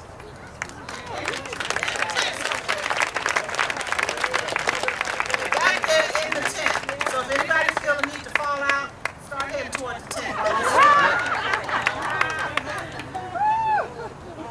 And we had some incredible volunteers who did security for us during the march. And I think here comes the turning point. Multnomah Community Services is going to clean up for us, but I need to ask you to do something. Pick up behind yourself, okay? That would be great. The other thing I need to ask you is, if you have signs, please bring them down here because they belong to Dan Handelman, and we do plan on using them again. So please bring them here. The other thing is, we have some vendors who still may be over there. Please go by the vendors. Yeah, good. Tasty. Who else? The other thing, I just need to make an announcement. Ainsworth. Who's this? OCC?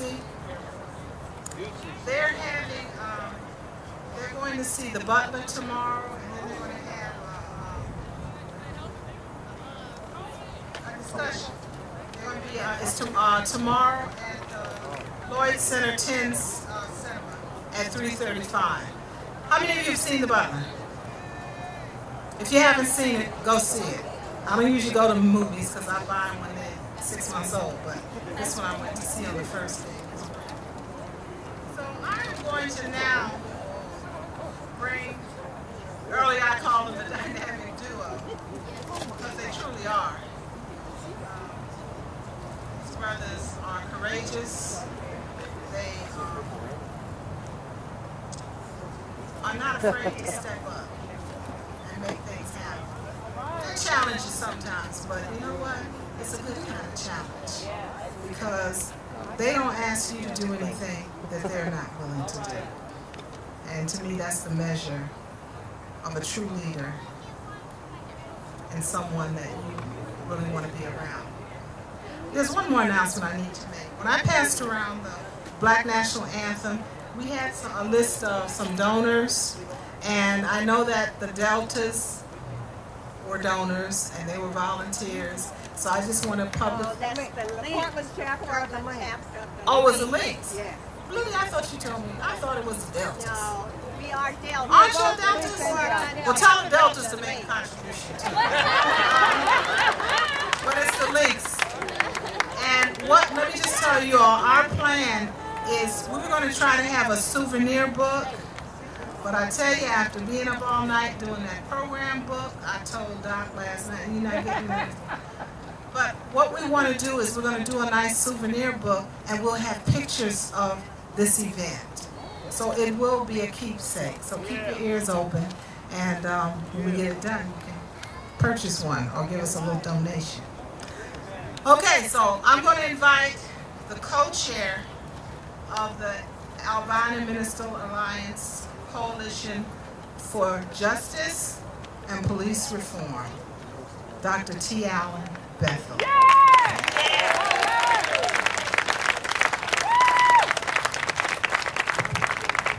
Good afternoon. It is with the utmost honor and humility that I stand before you today to share on this historic day in Oregon's history as we commemorate the 50th anniversary of the 1963 March on Washington. The 1963 March on Washington was the culmination of a period of time where a tired, weary, battle-scarred, frustrated people said enough is enough and came to Washington, D.C., our nation's capital, and demanded jobs, justice, education, and equality for all people, seeking to ease the plight of the Negro and all people who have come to realize their destiny is tied up with our destiny, and they have come to realize that their freedom is inextricably bound to our freedom, and we cannot walk alone, states Dr. King. Today we have come, as Dr. King said 50 years ago, to cash a promissory note, a check that has been returned to us stamped insufficient funds, which today still has not been totally honored as paid. The issues of the 1963 March on Washington are the same today. Jobs, justice, police brutality, civil rights, gender rights, the right to vote, and the need today to remind, recall, and move into action is a pressing need today. We must take up the responsibility to once again allow the wrath of people power to sweep this message across our nation and our world. Fred Gray, who was known as the movement's lawyer, according to Darlene Clark Hine in the foreword of his book, The Bus Ride for Justice, speaking about the whites and their tactics, that he did not fear them. For he knew the real culprit in the centuries-long war for justice, equality of opportunity, and freedom from oppression was the body of laws that littered the Southern judicial system. Today, the same culprit exists, raising its head not only in the South with the stormy stand-your-ground laws to the never-found guilty police system of Portland, Oregon. In 50 years of marking this historic 1963 March on Washington, which gave rise to the Civil Rights Bill and the Voter Rights Act, today which has suffered a near-death blow by the Supreme Court of the United States of striking down Section 4 of that act, reacting like an ostrich with its head in the sand, trying to deny that racism still exists and that it must be fought against. The struggle is not over. 50 years ago, the people marched because employment was dismal for many people of color. And 50 years later, unemployment and underemployment is still rampant in our society, with a seemingly none-caring partisan politicians blocking, stalling, filibustering, and sequestering. It is not the faces of, the verbal attacks, or the manipulating tactics, but it's still the laws of this judicial system which we still fight today. 50 years ago, the struggle for education was on the list. And 50 years later, people still today are struggling for access to education, still on an unleveled playing field. Even after the 1954 Brown v. Topeka Board of Education landmark Supreme Court decision, the struggle is not over. 50 years ago, people marched protesting police brutality, kangaroo courts, lynch mobs, and killers. Scared folk clothed in white hooded robes. 50 years later, we remember the Emmett Tills, the Birmingham Nine, the Aaron Campbells, and the James Chases. 50 years later, the unjust killings, the bombings, and police brutality still rise. And the robes and the hoods are not as visible today, but they still exist. 50 years ago, the late Dr. Martin Luther King Jr. spoke of a dream where people would be judged by the content of their character and not by the color of their skin. But 50 years later, judgment is still basically by the color of one's skin and not totally by the context of one's character. The struggle is not over. 50 years ago, Dr. King also spoke about a dream of freedom ringing from the mountains of this nation, and yet 50 years later, the bell has not rung clear that freedom is here, and we hear that ringing cadence anew again, free at last, thank God Almighty, I am free at last. It was the prophet Isaiah in his vision experience of seeing God high and lifted up, with this train of authority filling the temple. After being qualified to speak, given a message to proclaim, he heard the call for someone to go, and he accepted. But he asked God, how long shall I cry out with this message? And God said, until. Today, as citizens of the great state of Oregon, these United States of America, and indeed others of this world, see that there is still a message of freedom, a message of justice and equality to be proclaimed by our presence here today. And as you have joined me here in answering that clarion call, until. Until when? Until there is equal education and access to educational opportunities. Until there is justice for all people. Until there is health care and access to health services for all.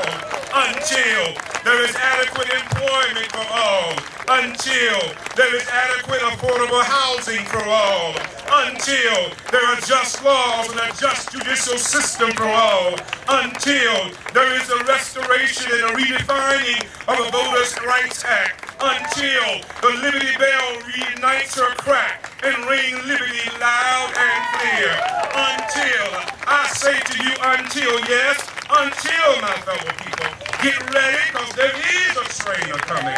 People get ready for a train to Jordan. People get ready for a train that's picking up passengers going coast to coast. And all you need is faith to still hear the diesels humming. Just get on board. People get ready. There's a train a-coming. But until then, celebrate every milestone. Educate all people that the struggle has not ended. Demonstrate our determination and meet every opposition and every obstacle and every opportunity. And if you ask me, when will I stop crying out in this struggle? Tell them, not until. Yes, until.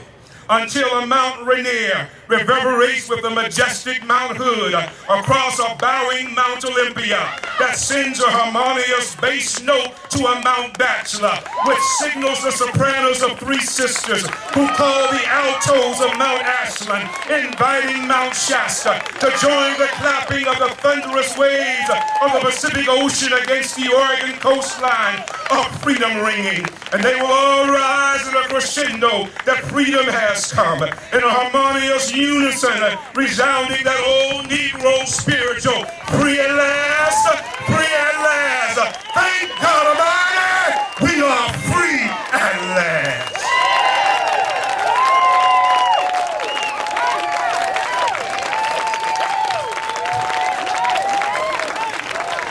And we have the pleasure of working with these two brothers. My goodness. Free at last. So now we're going to bring it on home. Any other announcements anybody told me to make that I forgot? I wrote most of them down. Free backpacks at Irving Park at 4 o'clock to the first 100 kindergartners. No, I'm just kidding.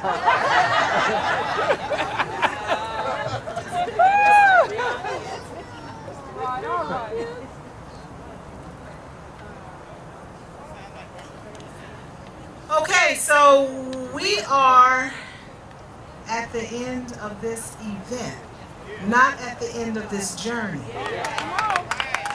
And as we look out, I want you to look around at the people who are here with you. Not an ugly one in the bunch. And I want you to connect with those people. There are so many people in here. We have struggled for so many years. You know, we have. Right, Mariah? Amen. That's right. And you know, when the pastors first said they wanted to do this, I thought, you know, I was thinking about going to D.C., but I had something else. I'm a new grandmother, so y'all give me some love. I'm a new little grandmother. My first. That's why I'm all goo gaga. But I knew I wasn't going to go because she's just 3 months old, 3 weeks old. What am I talking about?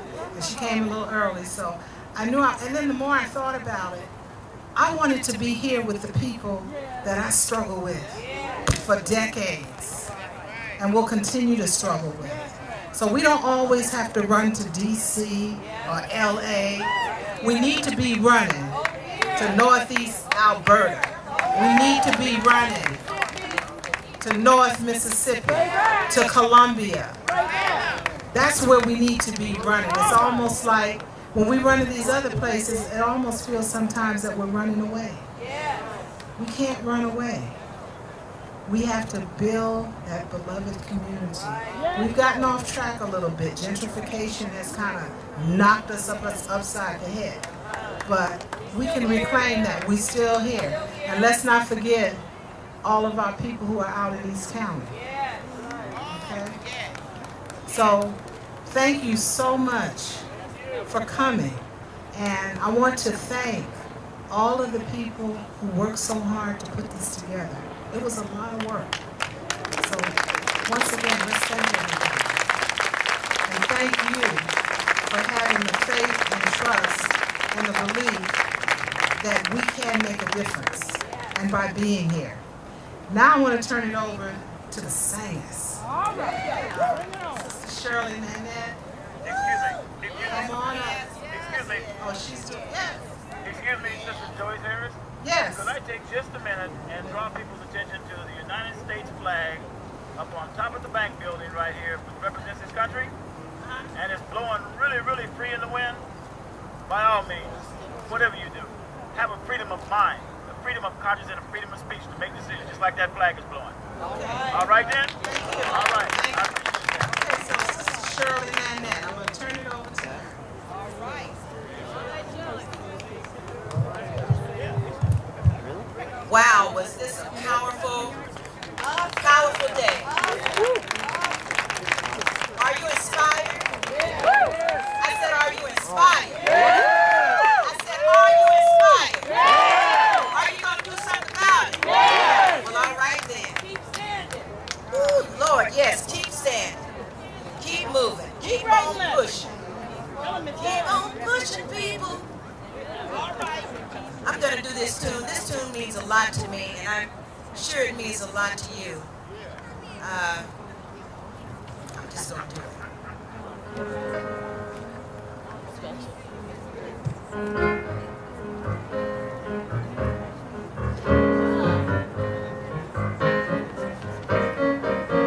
Woo, do you feel energized? I was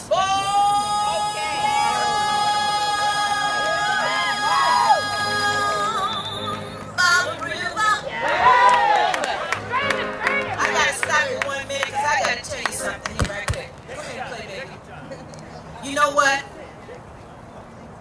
I had brain surgery in June. The doctors thought I had 3 aneurysms. I had headaches for 20 days straight. Every day I woke up, I had an excruciating headache. I went to the ER 3 times. I had 3 CAT scans. And I had 3 MRIs. I didn't know if I was going to make it or not. I found out that I only had 1. It had a bulge. It didn't rupture. It didn't bleed. It didn't leak. So they went in. They didn't cut my head open. And they put a wire coil in the middle of it and shut it off. God had me in his arms. He said, he looked at Dr. Death and he said, she's mine. She's covered with the blood of Jesus. Well, you know, you hear people talking about miracles happening to people, you know, and everything, and then you hear about when Jesus was living, how he healed people. But you never think that you're going to be one of them. But guess what? You're looking at a living, walking, talking, singing, hallelujah, and miracle. And I'm glad to see all of you. And I'm glad to be here. And I know who made it possible. Because he carried me, right? Yeah. And so I said, I was born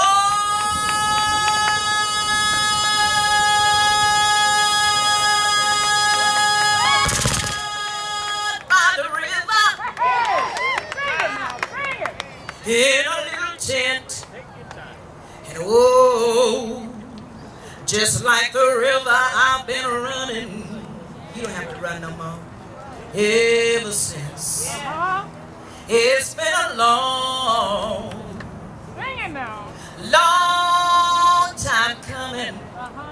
But I know change gonna come. Oh, yes it will. It's been too hard living, and I'm not afraid to die. 'Cause I don't know what's up there, but I do beyond the sky. It's been a long time coming. Oh, but I know a change gonna come. Oh, yes it will.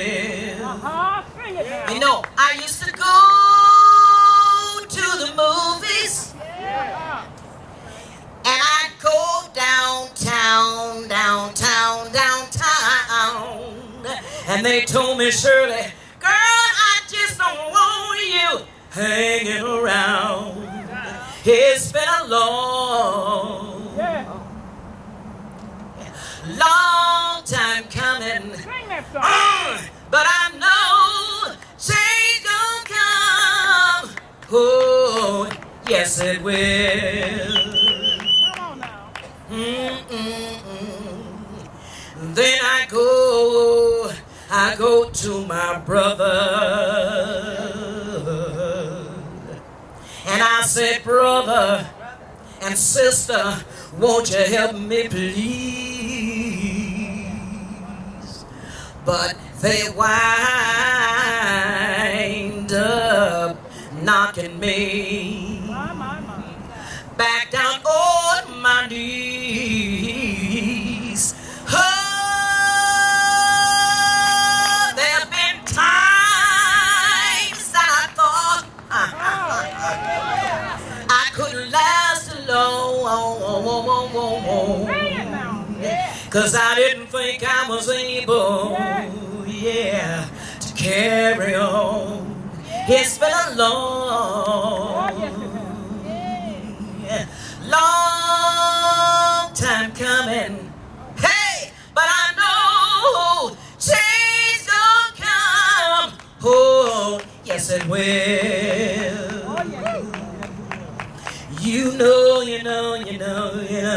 You know I go to my brother and my sister, and I said, brother, sister, oh, don't you be afraid, help me please. But they wind up for fear knocking me back down on my knees, back down on my knees, back down on my knees. There've been times that I thought that I couldn't last alone now. I know I'm able, I can carry on, and so can you. It's been a long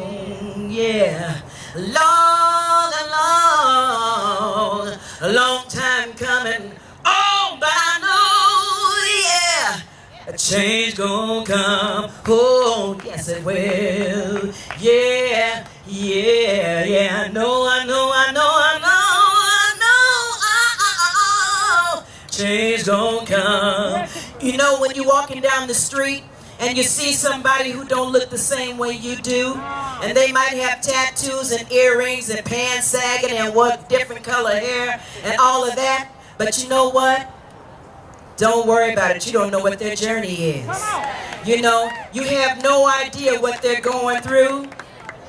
You might see people on the side of the road, and they might have a sign that says, I need some money. You don't know, they might not be a drug addict, they might not be an alcoholic, they may not be mentally ill. You know what? Just put it in your mind and take another look, because that could be you. Yes. You remember, at one time, you had a mother and you had a father.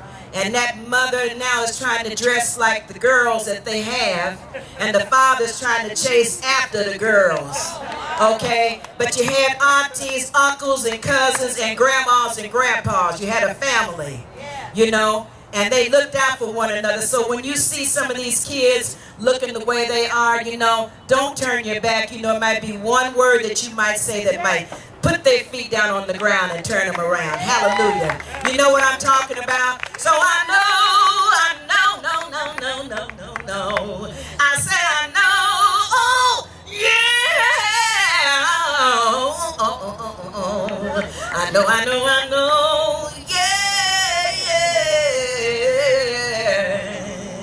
change gonna come.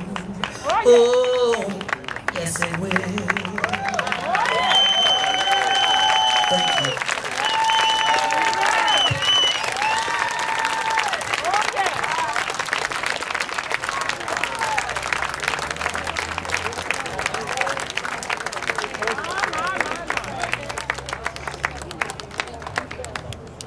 That change will come when we make it come. Okay? So now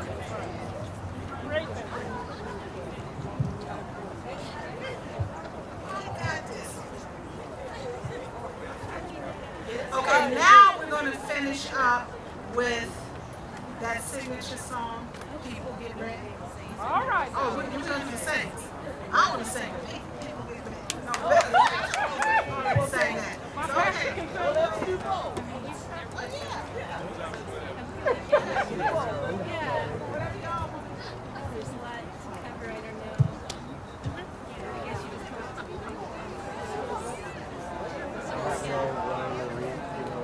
Come on, clap your hands. Come on. You do better than that. I know you're tired, but this is it. When the saints, come on, sing. Oh, marching in. Oh, when the saints go marching in. Oh, Lord, I want to be in that number. When the saints go marching in. When the sun begins to shine. Oh, when the sun. Oh, when the sun refuse to shine. Refuse to shine. Oh, when the sun refuse to shine. Oh, Lord, I want to be in that number. When the sun refuse to shine. When they crown him King of Kings. Oh, when they crown. Oh, when they crown him King of Kings. Oh, when they crown him King of Kings. Oh, Lord, I want to be in that number. When they crown him King of Kings. Oh, when the saints go marching in. Lord, when the saints go marching in. Oh, Lord, I want to be in that number.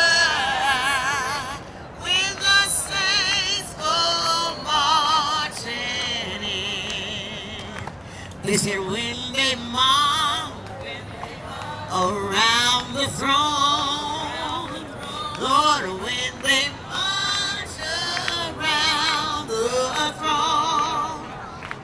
Oh, Lord, I want to be in that number.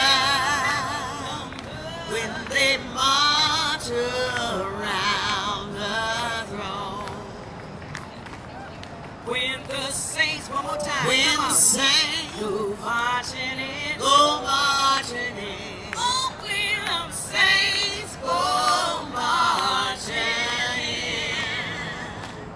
Oh, Lord, I want to be in that number. When the saints go marching in. Thank you. God bless you all. I'm good up here? Yes.